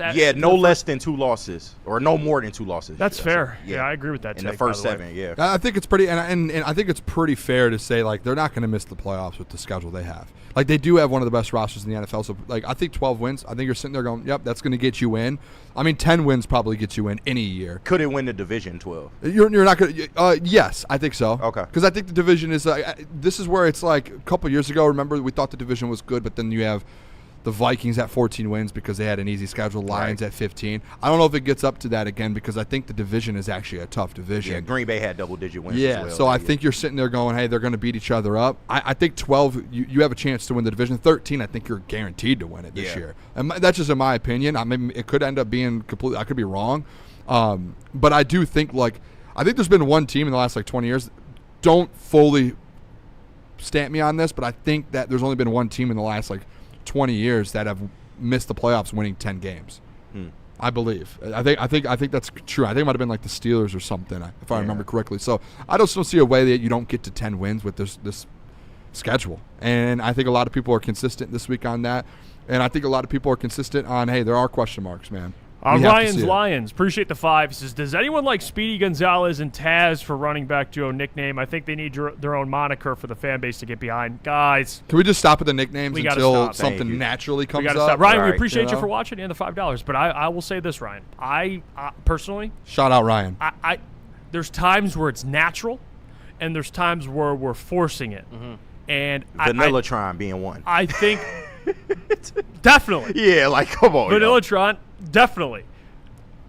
Sonic and Knuckles came naturally It did. Then there's the nicknames for, like, what was the one they were trying to throw out there for, like, Kirby and Brian?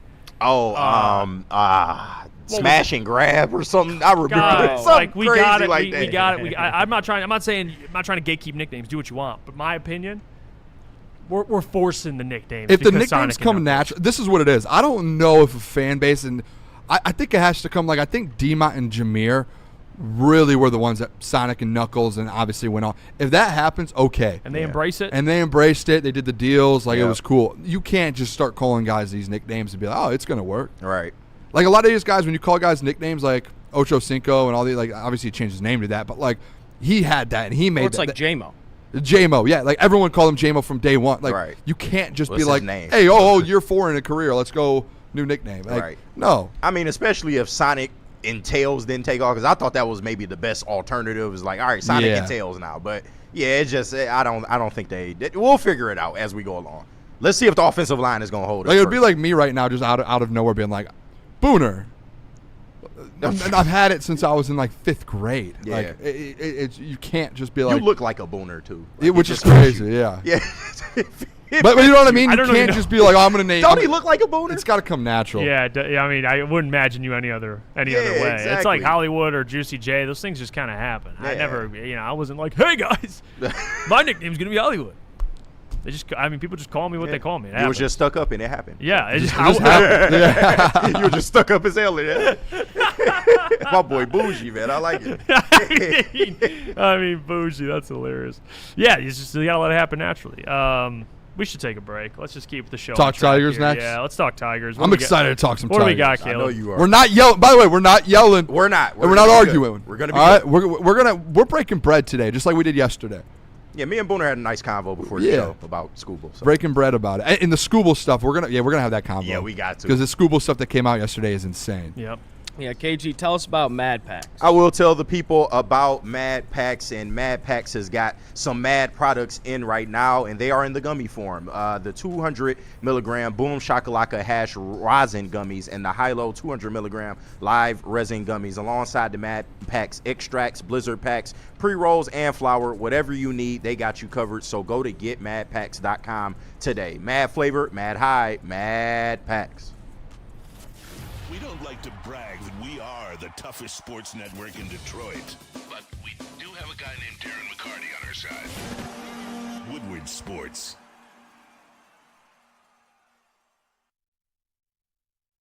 It's game on at Art and Jake's. Wings, burgers, pizza, and ice-cold drinks served up with attention to detail. Wall-to-wall TVs, great service, and a vibe that keeps your crew coming back. Art and Jake's, a sports bar setting with a fine dining flavor. Some days call for light, others lean bold. What about everything in between? All Day IPA, the easy choice for every day. Citrusy, crisp, refreshing. Flavor you can float with. Light on the hops, big on refreshment. One's great. 2, even better. Brewed with you in mind. No shortcuts, no fuss. Big on flavor, never too much. All Day IPA. Hop into easy. Game is won in the trenches, and our big fellas don't mess around. The Woodward Heavyweights on Woodward Sports. All right, Woodward Sports and Art and Jake's. Guys, we were just there last night. I was at the Art and Jake's in Shelby Township for the Detroit Tigers watch party, and that was an incredible. How you Lee, man, that home run, the whole place erupted. Make sure you guys go check out Art and Jake's. They have over 80 wall-to-wall TVs, 22 draft beers on tap, and a billion menu items that are incredible. I got some wings last night. Everyone was getting different things, cheesesteaks. They had literally anything, steak bites. They have crunch time bites, guys. We did reach out about maybe doing a little bit of a branding thing with crunch time and the crunch time bites, and they are incredible. Make sure you guys go check Art and Jake's out, and as well too, you can grab a Founders there. They have literally everything, guys. If you guys want to go get dinner, if you guys want to go have a drink, watch a game, anything you want to do, go to Art and Jake's. It's the best spot in town to go just hang out, watch a game, and eat some good food. It's Art and Jake's, a sports bar setting with the fine dining flavor.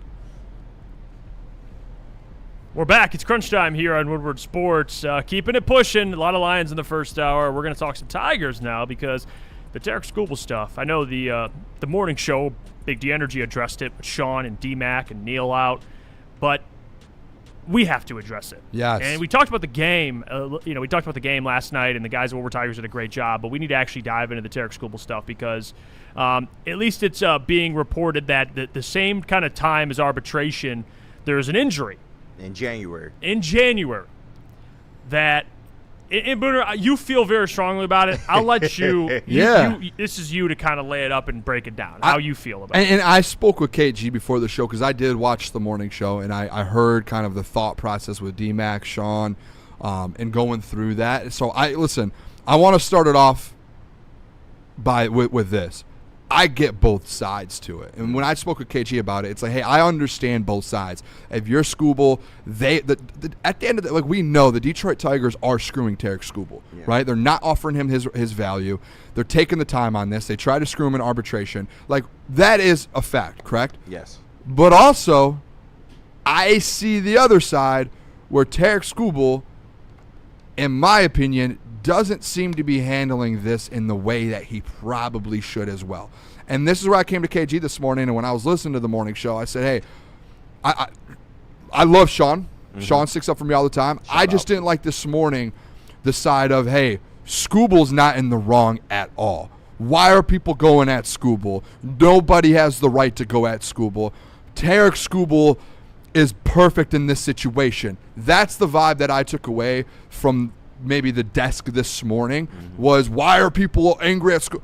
I'll tell you why people are angry at Skubal at this. And just because I think this doesn't mean I think the Tigers aren't in the wrong, because they are. But, guys, any athlete, and especially when deals are coming into play, it's the same thing with Kirby when he got his contract. If there is any sort of injury and you try to hide it because you are going through a contract, whether it's arbitration or not, you're going through a contract situation. I don't care if it's just a human sense to be like, oh, I don't want to say anything because I am going through a contract thing. It could screw it up. That's the wrong thing to do. Yeah. You say something. You do. Because, guys, yes, it obviously fully didn't affect much, and he started the season. But guess what happened after that? He missed a month of the season. And KG's point, well, you wouldn't have won a lot because he only plays every 5, which I agree with fully. But it's, in my opinion, it's just the principle of it. Yeah. You cannot, as a athlete in the offseason, hide an injury when you're going through contract negotiations just so you don't mess those up. That's wrong to do, in my opinion. And I love Tarek Skubal, and I know I said I'm out on him, and that was because I think he could sign a contract, whether we agree or not on the price, whatever it is.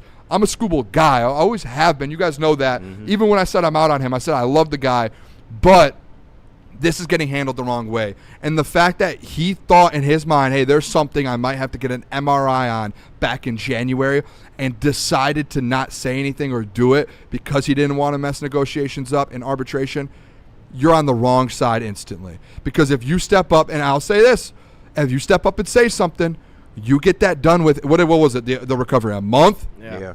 You get it done by February, then you continue to go through the stuff. But you don't just sit back, and you know what people didn't mention this morning, or I haven't heard? You had an injury and you played in the World Baseball Classic. And you didn't say a word. He did. What are you doing?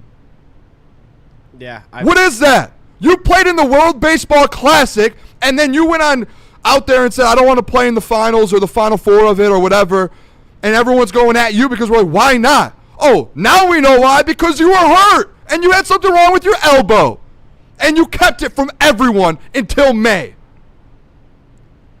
Tigers fans are allowed to be a little pissed off about that, and you can also be pissed off at the Tigers for not signing the best pitcher in baseball a year ago, or the 2 years ago, or even now. Both things can be true, but don't tell me that no one has the right to be mad as well at Tarek Skubal for not saying anything because his subconscious told him not to when you had an injury and you're the best player in baseball, and with your injury, you played in the damn World Baseball Classic. And then you made fans make them look crazy. Get the injury done in the offseason. That's what the offseason is for, to handle your injuries.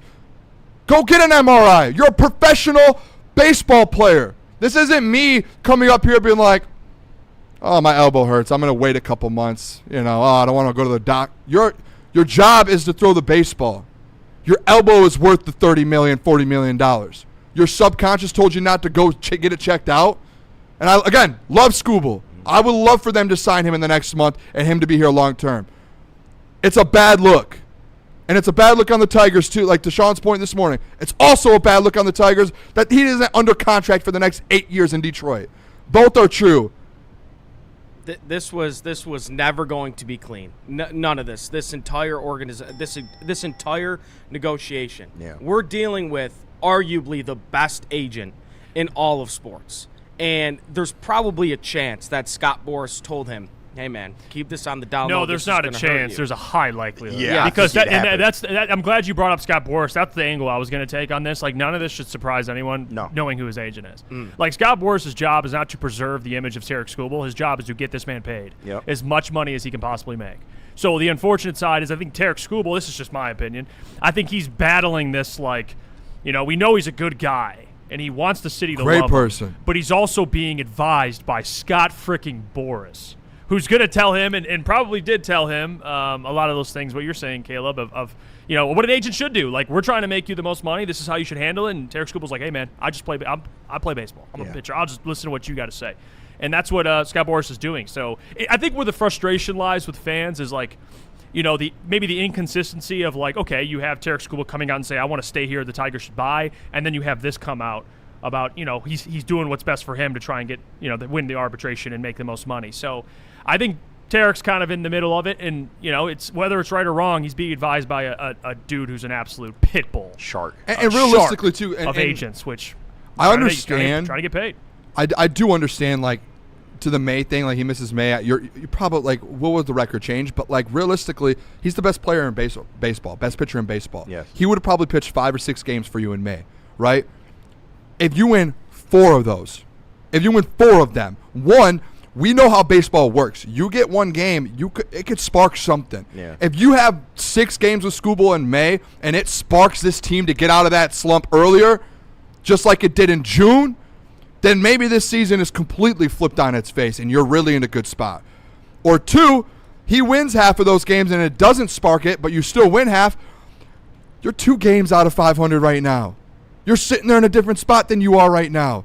So it's like, I'm not going to put the but it's like, guys, like, can we just realize, get the thing done in January? I get, like, people are saying, oh, he screwed the people who are screwing him. Well deserved. Like, guys, like, is that how this world works? An eye for an eye? Are we really going to? I get it. It is, like, to a point. Yeah. But realistically, if that's gonna, if you're gonna do it, hey, don't get somehow a quote that comes out. You literally just saying you did that. Right. That's the part I don't agree. How does that quote even get out? I shouldn't be hearing this report like in damn near August of the season. Like, that's where I kind of back out of it. And I do want to get Caleb's thoughts because we haven't got your full thoughts on it. But like I said, you play stupid games, you win stupid prizes, and I can admit, like you said, both things are true. Tarek Skubal did a very, very selfish move. But he also did a move in which I feel like everyone in this room, everyone in this building would have done the same thing if you were going through the circumstances that Tarek Skubal was. Is it right? No. But can I understand it? Absolutely, especially with the way that the Tigers have done business. Yeah, I mean, look, Tarek Skubal is he's like I said, this was never going to be clean. Tarek Skubal wants the money. We all know that. And whether or not he keeps saying, oh, like, I want to be in Detroit, this and that, like, he just wants the fans to like him. And that's kind of the way he wants to eat it too. That's what it seemed like. That's what it is. And it's that you can't do that. And it might be that Tarek Skubal, and yes, Scott Boras is probably telling him to say a lot of this stuff. He probably told him, again, don't mention this shoulder injury thing, during, before the season started. But Tarek Skubal just might not be that great at talking to the media because everything he has said has just pissed off Tigers fans, including me, and I think a lot of people here. So, I mean, this is getting ugly. It's getting weird. And at this point, Scott, it's kind of a lose-lose situation for Scott, but I think you just have to cut ties it's not even cut ties because you're going to get assets for him, but I think you just got to trade Skubal at the deadline and kind of end this thing. People are chiming in too. Detroit Dabber not mentioning the injury and dragging out arbitration, only to be on IR for 6 weeks for an injury you knew about. That's the only thing, and I get it. Like the Tigers have screwed him. That's fair. Yeah. but it's not that wasn't the right thing to do. So like you can't I just don't believe in the hey, he screwed me, so I'm gonna do something even worse and screw them. Like I don't believe in that in life. It's a simple case of this stuff's but because if Scuba doesn't like that they did it to him, I'm just gonna do it back to you. Like, dude, what do you? But that makes no sense. I don't think the thinking came from that directly. I think that it was a situation in which he knew he was going to arbitration, right? He kind of had an idea that the Tigers were going to try to lowball him in arbitration. So if I give them this information about this arm injury, that hurts my chances in arbitration to get $32 million. That's a Scott Boras side of it. It's a fact. It definitely would have hurt him. Yeah. But you still that's just unfortunate. Like there's injuries in sports. No, for sure. But you can't just withhold. Like if I was the Tigers, I would be a little pissed off. Yeah, we talking about you withheld that. We talking about an $11 to $12 million difference. Yeah. So it's like I kind of understand. We're talking about you fully missed May, and you might have cost us the playoffs to an extent. But can I put that all on him, though? No, you can't. But hypothetically, again, he's the best pitcher in baseball. He plays 5 or 6 games in May if he gets this thing fixed in January. Yeah. And you know what? Even I don't know what his record was before May. Like I guess we'll have to look it I have it here, but like maybe in April, maybe he plays maybe he wins a couple more games in April. If he didn't have any pain. Right. Maybe he did have a slow start to the season. Yeah, so maybe that's part of it. So it's like, hey, you would be fully healthy to start the season and have no issue if you just got this thing handled over that money. And I get it, it's money, but like I don't understand how that doesn't frustrate people a little. And I love Sean to death, but for sure. Him being like, why are people mad at Scooble? They have no reason to be. It should be all on the Tiger. No, dude. Like a player didn't disclose an injury, and it cost you not even a player, the best player in baseball did that, and it cost you a full month of your season, and it was the worst month that set you back for the rest of the season. Well, it's one of those situations where two things can be true. I can understand completely why Tarek did it, but fans can still feel some type of way for what happened in the month of May. Like, I understand both those things are both, and that's where I'm kind of at with it. I know we'll have moments where we're like, I'm kind of in the middle. Like, I understand the Scooble side. Like, someone in the chat, like Danny G, like, shit, I would have done what Scooble did. 1,000%. I'm telling everybody in this building would have done that. If that was me, I'm 1,000% hiding it. Yeah. I'm making extra dough. I'm making an extra $12 million. See, it's easy. It's easy to say it. It is. It's just but so then it's also fair to be frustrating, like, hey, as a fan, it's okay to be frustrated. Like this happens, by the way, a lot in sports with these injuries. By the way, like this is a common thing where players are coming up for extensions. And you're fucking hiding injuries. Yeah. You're like, okay, well, I'm not risking the bag for this. He was just dumb enough to tell it to a reporter. And that's it. Because like I said, I should not be hearing this report with the season on the line in damn near August. I don't want to hear that at this point. Definitely, yeah. Yeah, that's all. The timing of it, I mean, it's just like, come on, man. If we made it this far, just don't say it. We'll just be quiet. Chuckle Cheese says, why do you guys get pissed off? It's not your money or your player or anything like that. Wow, come on, guys.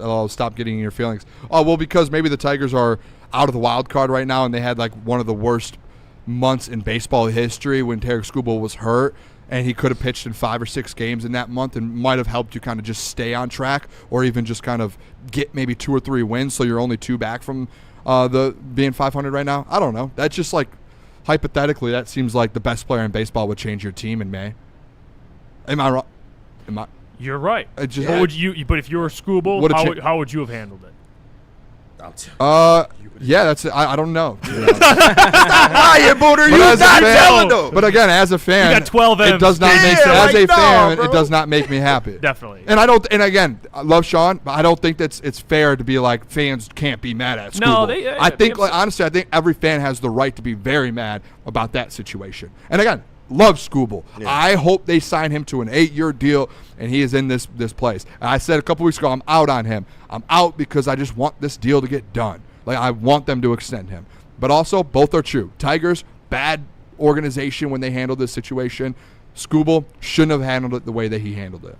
And then you get a report today. I forgot who it was from, but Bleacher Report put it up. The Tigers are going to take their time on a Skubal deal. They're not in a rush to trade. This relationship, it seems like just the storyline of the season has been, can the Tigers make the playoffs? The bigger storyline is like the fractured relationship now between the Tigers and Tarek Skubal. Do you want me to say this? Are you guys ready for this? Just getting What have I been doing? Hand up on me. You know what? People say, Booner, you're the one that said you're out on Skubal. I'll go hand up from a couple weeks ago. That is Tigers should have just, dude, you should have had this deal done 2 years ago. Thank you, because you knew you weren't going to sign him 2 years ago. Hand up. Me and Case, you were yelling at each other. Hand up. It is mostly on this Tigers where it's like, just get a deal done. It's the best player in baseball. Most. I told Neil when we were golfing the other day, like Dodgers would have had this deal done already. Without a Yankees doubt. would have had this deal done already. What are we waiting for? Been tied up forever. Yeah, they already would have got this done. But Smartest here we are man in the room. Yep, that's what it is. I mean, here we are now. It's a disaster. You got the relationship the way it is. Tarek talking to the media at the worst time possible, leaking this stuff. And then it's going to look even worse if you keep him and don't make the playoffs. That's like worst case scenario at that point. Detroit DC brought this up too. You think Kirby walked in saying my knees is jacked? What was the example I used this morning, guys? You did use Kirby. I said the Kirby thing. But he got paid before the injury. Well, there is. I'm not going to say we don't know. Well, yeah, but there was a thing where he did get hurt. That the knee started acting up at a couple months after the contract was signed, where that people were like, conspiracy. Was there a knee issue before? Did they not say anything? Yeah. Did they get that deal? That was a conspiracy theory. Yeah. I wonder if that was a thing. And then obviously, because that's something like those doctors that do NFL coverage on Twitter, they were like, hey, that's something that you notice. Well, I believe there may be an out of that contract as well. Yeah. So we have to pay. It's all about how it's structured. And I think Brad, not that they knew it'd be maybe this severe, but they had to have known something. Yeah. Like his knee there's something there. Which is why they put that out in the contract. It's it's a parachute, yep. essentially. And that's what they did with Aleem too. Like they knew they were paying Aleem very early, but they have an out to get out of it. So, yeah, and it's different. Like this is different because at least Kirby was getting a long-term deal, like you said, KG. Like Tarek was just getting the salary for the upcoming season. Like, I mean, I'm just trying to get paid right now. Yeah. So that's where it's a little different. But let's take a break. Caleb, what do we got? We got Yaldo. Let me tell you about Yaldo. Because if you want to fix your vision, they'll help you do that. LASIK eye surgery, it's completely painless, but it is a big surgery, so you have to go to the people you trust, and Yaldo Eye Center are the vision experts. 30 years of experience, 100,000 procedures. There's no one else I'd rather trust with this big of a decision, and it's the right decision. I mean, we know the hassle of glasses and contacts. I had glasses. I hate contacts, but I've had glasses. They're a hassle, man. I forget them here. I drop them here. You break them. You got to replace them. The hassle and how expensive they end up becoming, LASIK is worth it, especially with what Yaldo's offering. Their summer promotion, just $1,699 per eye, regardless of your prescription. One-time investment that'll save you thousands of dollars on glasses and contacts in the long run. Book your consultation, yaldoeyecenter.com/1699. Woodward Avenue, the first paved road in America. Woodward Sports, the first sports network born in Detroit and made for Detroit.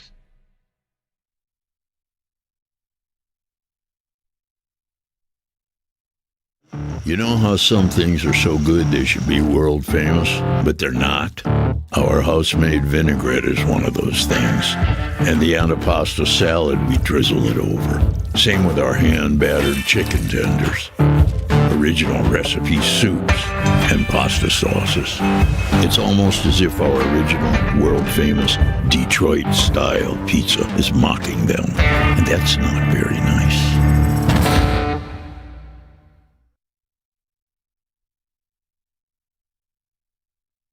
Planet Fitness now has even more best-in-class strength equipment. Join today for $1 down and save. We're stepping it up. We're not slowing down. Finding new faith, new focus. Love that new equipment smell. So, you in? Join the club today. Save when you join for just $1 down, $15 a month. Planet Fitness. We're all strong on this planet.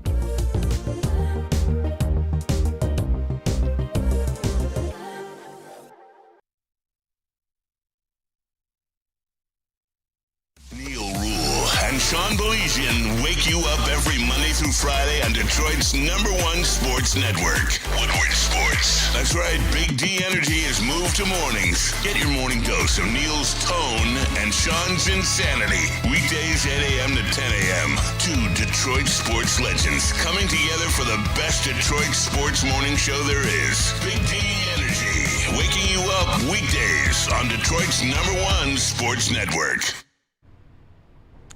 Loom Cannabis is back, and they are bringing the energy, and I mean the buzzing energies, and it's still the same buzzings that you know and love. 7.5 milligrams of pure THC, but they've paired that with 100 milligrams of caffeine from green tea extract, but it's not the artificial stuff. It's real fruit, bold in flavor, and light in calories. You can get it in peach and raspberry lemonade. Crack a can, catch a buzz, and keep the good vibes going. Available at all 40 locations across the state, and you can learn more at loom.com. And of course, you still get 30% off your entire order online or in store. Why wouldn't you take advantage of that? It's Loom Cannabis.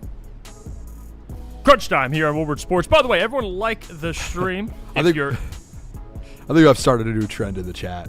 Everyone's just talking in all caps. Oh. I think it's because I yell.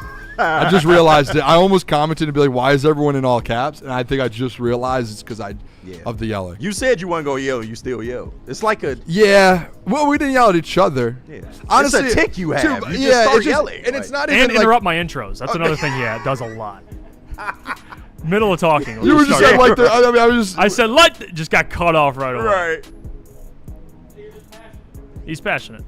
Yeah, that's what it is. Go ahead. I get it. It's passionate. You do care about the likes, right? Like the stream. I thought you were done. You said like the stream, so I said hopped like. in. Right. I got off. Like. But I love you. I do love you. But you do talk in all caps. You do interrupt my intros. Those are two things you do. Is that fair? Sure. Okay.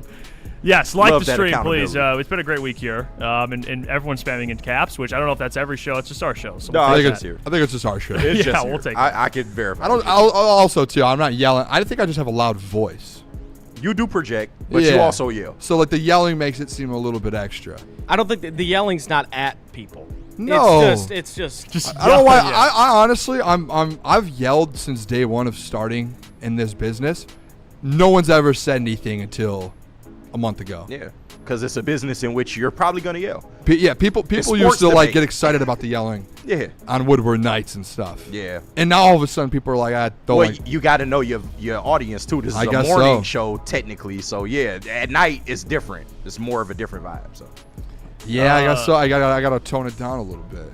People driving to work, man. They don't want to hear that. I saw. I see Nick Lucido in there. What's hey, up, fellas? New York Nick. What up? Let's go, Nick Lucido. My guy, man. Shout out New York Nick, bro. That's my dog. I know he's been going crazy all summer Man, too, what? Enjoying himself. He let us know every chance he gets. Man. Yeah, shout out to you. I ain't mad at appreciate you, brother. Choco Cheese in the chat. He says, "Let's see if one pitcher who pitches every 5 days is out a month, and you go 3-6, and you think that wrecked your season, then I would say take a look at your players in your organization because that part." Like you can't put the whole muff on him, but I do understand Booner's point because when he plays, he's guaranteed 2 or less runs. Yeah. So you have an opportunity to win. It helps spark those your games. team a little bit too. It's like if you're in a drought, it would be nice to have it's essentially I look at it like having your ace, like Scooble, the best in baseball. It's like if you're a basketball player and you're shooting bad, get to the free throw line. Yeah. Get Scooble on the mound. Yeah. He stops the bleeding most of the time. And you didn't have that in May. But then guess what happens when he returned in June? What? Stopped the bleeding. He did. Well, he stepped in, and you started playing a little bit better. They weren't winning every Scooble start, and that wasn't always his fault. Like I'm looking at it right now, like obviously like they lost 5-0 to the Phillies in a couple starts ago. Yeah. They lost to the Yankees in one of his starts. They lost to the Guardians. Like in years past, like Tarek Scooble was our rotation was always good, but he was always the stopper or the finisher, if that's a good. Like if we're I know what you mean. If we're on a roll, we know we're going to continue that roll when Tarek Scooble's on the bump. Or if we're in a little skid, if we've lost 2 games in a row, we're pretty confident with Tarek Scooble on the mound. That's why we've called him the stopper the past couple years, because we were confident he was going to win that baseball game. And yeah, the offense has been better as of late, but like it's not like they've won every Tarek Scooble start. So I don't know. But again, like, yeah, you want your ace to pay. Like, him being gone the month, that hurt. You got like, a better want chance. Yeah, you want him to be on the mound. Yeah. But it sucks, man.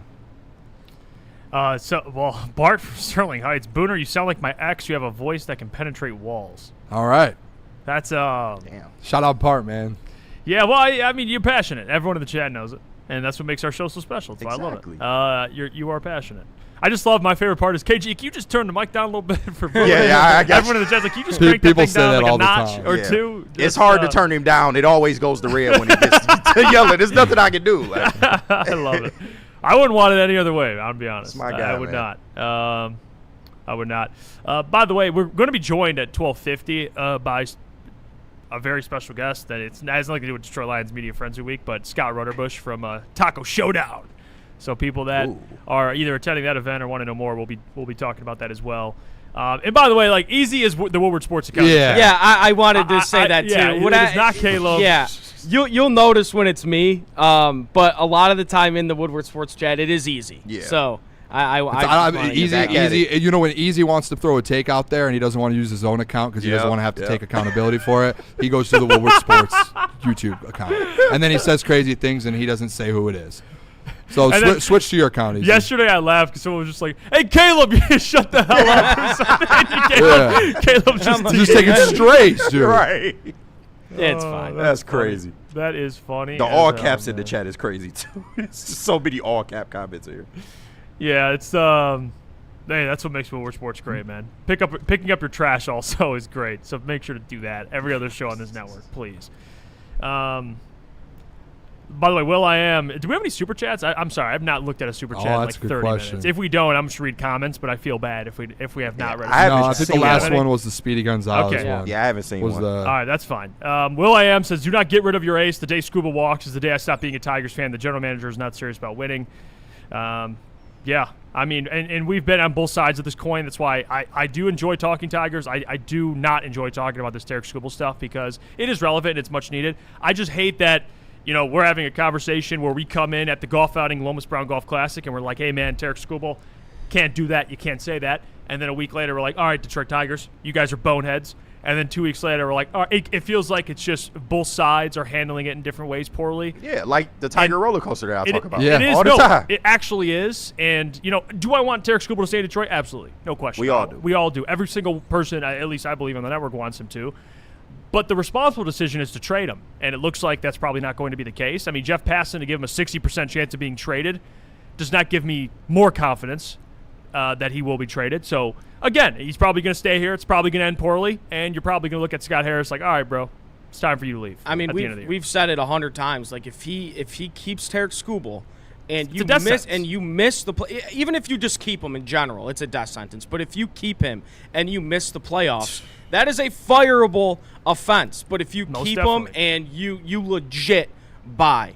You keep Gleyber Torres on a one-year deal, who I think if you trade Derek Skubal, you should trade Gleyber Torres as well. Yeah. You keep Casey Mize. You go out and add a couple bats that are going to help you make a serious playoff push, then maybe I can understand it. But just you have to trade him. You have to. Like this, I was on the side I think it was 2-3 years ago when, Derek Skubal, there was rumors, of him getting traded to Baltimore because they were making a push and everybody wanted Jackson Holliday and Kobe Mayo and Basayo, like all these guys. I was on the side, don't trade Derek Skubal. But now you have to. 2 years later when his contract is up, you have to trade him 100%. It's a fireable offense if you don't trade him and you miss the playoffs. Guess who won't get fired though for that? It's Scott Harris. It's not going to be Scott Harris. And players like a Kevin McGonigal, is maybe kind of the reason that they will stick it out with him is like, well, at least he knows what he's doing scouting wise. But as far as transactions in terms of free agent pickups and trades, he's just as bad, if not worse, than Al Avila. Hey, we got to just be real about it. Yeah. He really is. It's the thing with like Brad when you talk about like Howie Roseman. He's a full GM. Yeah. Every single facet of being a GM. Yeah. It's like being a quarterback. Like, can you do every different part of the game or like just any kind of career in general? Are you like a what do they call it? Like a full tool? A 5-tool player. 5-tool player. It's like that with the GM. It's like, can you trade?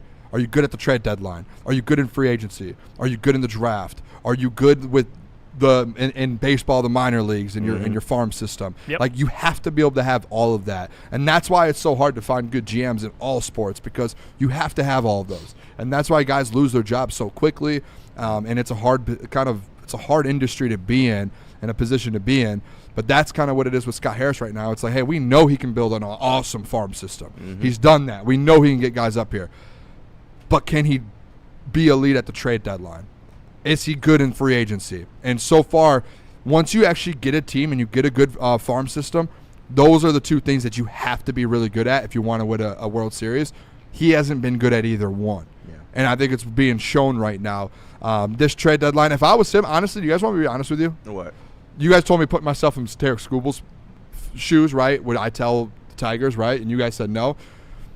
Put yourself in Scott Harris's shoes. In his mind, if he feels like his job's on the line and he's like in a really tough position right now and it's like the last go for him, he might be like, my only option to keep this job over the next few years is to keep Skubal and to go all in on this trade deadline. And if I actually swing and hit on this, my job's safe because I just showed I could do good at the trade deadline. Maybe that's his thought process, and that's why all these rumors are coming out that he's like, we're not getting rid of Skubal unless there's a crazy package. Yeah, he's asking for a big price. Ken Rosenthal reported yesterday that the thinking is they want a starting team control contract pitcher on top of a bevy of prospects. And I just don't know how realistic that is. Like, will Skubal net you like a decent return? He should. But then taking those assets to go buy, maybe, I don't see the path to buying for the Tigers. And I know some people do. I just don't think it would be wise. I think it would hurt your future if you were to do so. But the fact that asking price is so high, it's almost like, and I know the flagship spoke about it yesterday, it's almost like you're taking the best deal off of the table when you go out there and things like this are reported. Because if you don't get that, what are you going to do? Like, yeah. I don't know. This is the most interesting kind of situation we've had in Detroit in a while. Oh, I feel yeah. like. Big facts. The Skubal thing and the trade deadline and how bad they were in May. It's just all of it is it's a massive storm of just worst case scenario, it feels like. Let's take a break. Caleb, what do we got? We got Amnesia. All right, let me tell the people about Amnesia and their new product. It is called the Switch, and not the Nintendo Switch, but one that you can have a little more fun with. It's a dual-chamber disposable featuring liquid diamonds, 2 grams of liquid diamonds, by the way. With 2 chambers and 2 different flavor profiles, you can enjoy the left, you can enjoy the right, or you can bring them together and make a high sandwich in the middle. But discover your new favorite with the Switch by Amnesia. Neil Rule and Sean Belizian wake you up every Monday through Friday on Detroit's #1 sports network, Woodward Sports. That's right, Big D Energy has moved to mornings. Get your morning dose of Neil's tone and Sean's insanity. Weekdays 8 a.m. to 10 a.m. 2 Detroit sports legends coming together for the best Detroit sports morning show there is. Big D Energy, waking you up weekdays on Detroit's #1 sports network. Finally, life-enhancing LASIK surgery at a price you can afford. Michigan's most experienced eye surgeon, Dr. Yaldo, is offering the most advanced LASIK at just $1,699 per eye, regardless of your prescription. Imagine not just being free from contacts and glasses, but actually seeing better without them. This limited 2026 spring offer is thousands less than others charge. Go to YaldoEyeCenter.com for your free evaluation and save.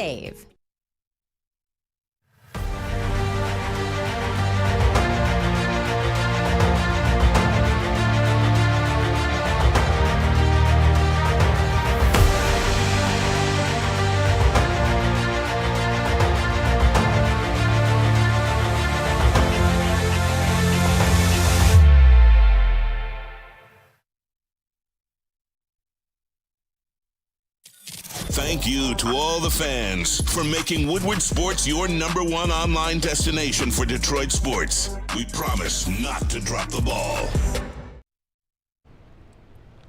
Oh, how I miss my gold crown. I'm going to be partaking once I leave this shift, and I will be partaking in the Royal Jesters, not the little ones. These are the big boys, 1.5 grams each, and they are quad infused, which means Keef coated, live resin infused, THCA diamonds, and terpenes to all come together and bring you 4 layers of, oh yeah, I am feeling really, really good after this. Michigan made, top tier, no shortcuts. Next time you hit the dispo, don't think, just ask for the Royal Jesters, because if you're gonna smoke, y'all know the slogan by now, smoke like royalty.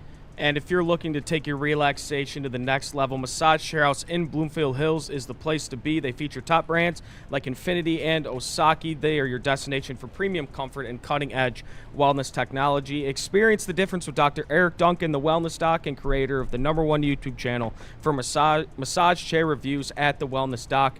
Book your visit today at massagechairhouse.com or simply scan the QR code on your screen. Massage Chair House, your ticket to ultimate recovery and relaxation.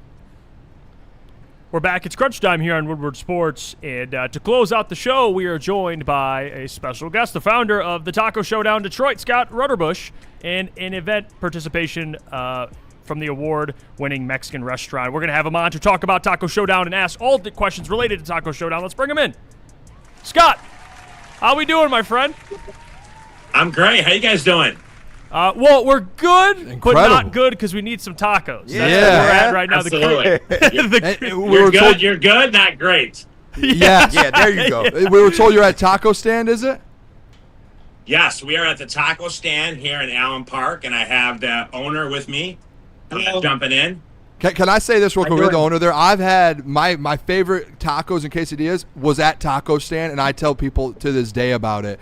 And I can't go anywhere else because of that.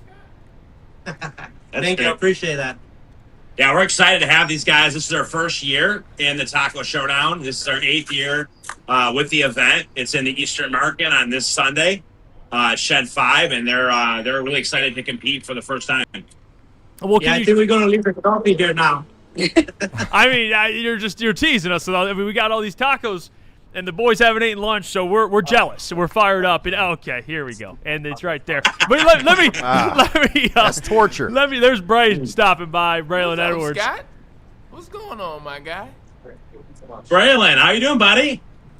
He said, "What up?" He said, "How you doing, Braylon?" Yeah, Braylon stopped by. I do want to ask you for our audience that loves taco lovers like us. This place and what people are saying, the ultimate gathering of tacos, margaritas, music, culture. Can you kind of talk about the importance of it and why people should get out there? Absolutely. It's the only event you're going to be able to try 12 different taquerias.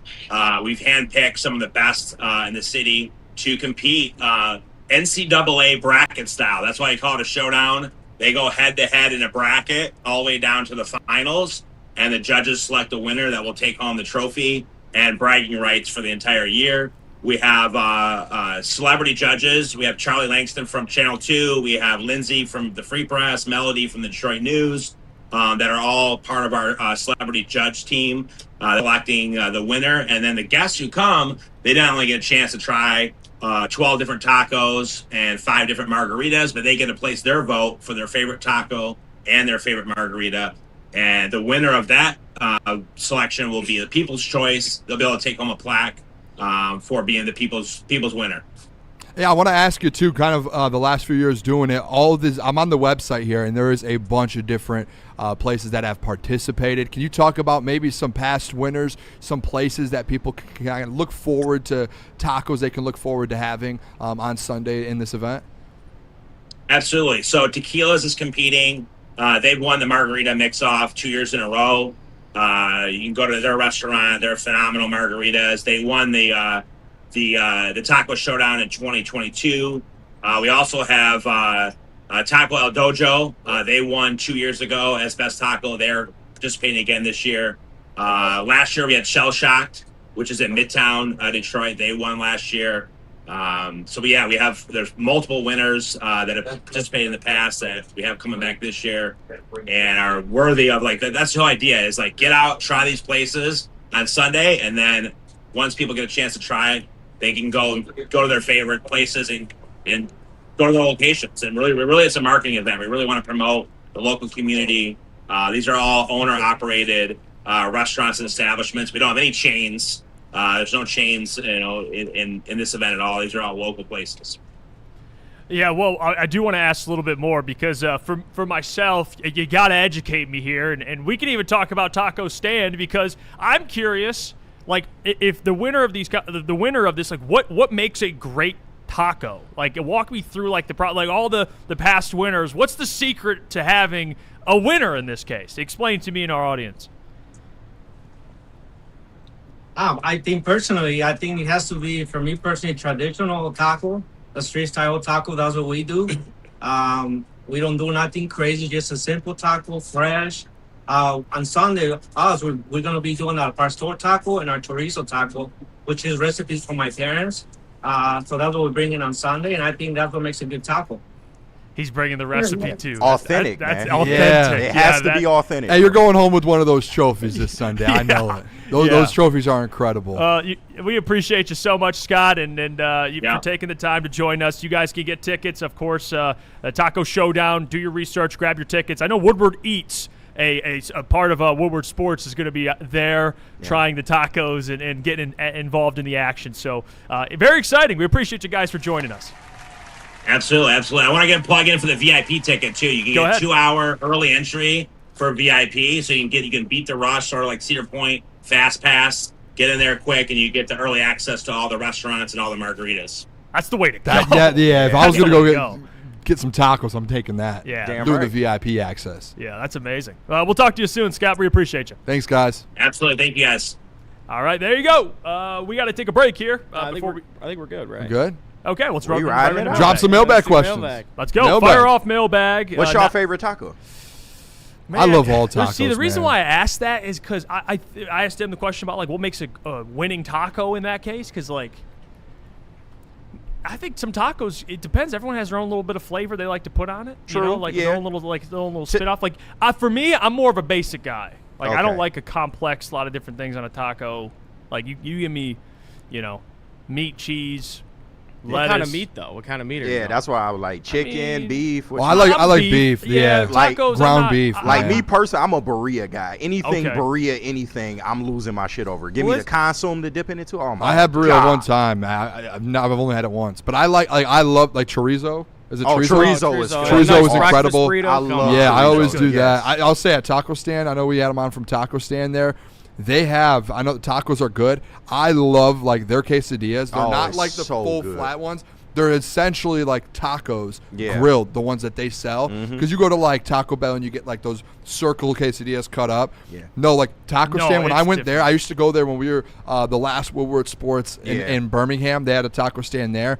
Before Woodward Nights, I would go there, and their quesadillas are basically just tacos, just on the stove, melted cheese. So good. It was the best taco or quesadilla I've ever had in my life, and I would get it all the time. They're not at all. It's literally $3 per quesadilla. Yeah, or taco. They got the capa. I think it's pronounced capa nacho there, which is a combination of the chorizo and I've gotten that before. Oh my so good. God, stop it. That's my favorite. If I was hey, the all time, and that's why I was when they texted us and said, hey, they're coming on the show and they're gonna be from Taco Stand. I was like, that's my favorite spot. Yeah, hell yeah. I love it there. So good. Look at Jeff. I mean, now I want tacos, man. Yeah. I do. This is the issue here. All right, we do our show 11 to 1. It's about lunchtime, and we have interviews, and we had Buddy's Pizza, and man, it's the wrong. You can't mess with the fellas here 11 to 1 about food because we're right in that time frame where we're about to chow down. We smelling downstairs too. It's wafting in here. I can smell the Mediterranean place, Leo's. It's horrible. Everything. It's horrible, man. When we got to do the cone eating contest, Spooner, I was like, "Fuck!" I was so excited. I was dude, yeah, right. This is awesome. I didn't eat all morning that day. Hey, by the way, when's Caleb Boone 2? Well, hold on. Here we go. I would like to. Hold on. Look, I would 100% do it. However. There was challengers after that, and Jeff. Tapping out. No, you can't. We're not doing challengers. This is you got offered. Dana White came to you and said, "You want two?" Do you want the set? Do you want the rematch? You said, "Well, there's other challengers." You want two. Do you think a fighter's actually no? Just let some other guys jump me up. Right? No, I'll take it. I'll do two. All right, run it back. We'll do it again. We'll run it back. Also, too, I said it before. Spenny's I'll beat you.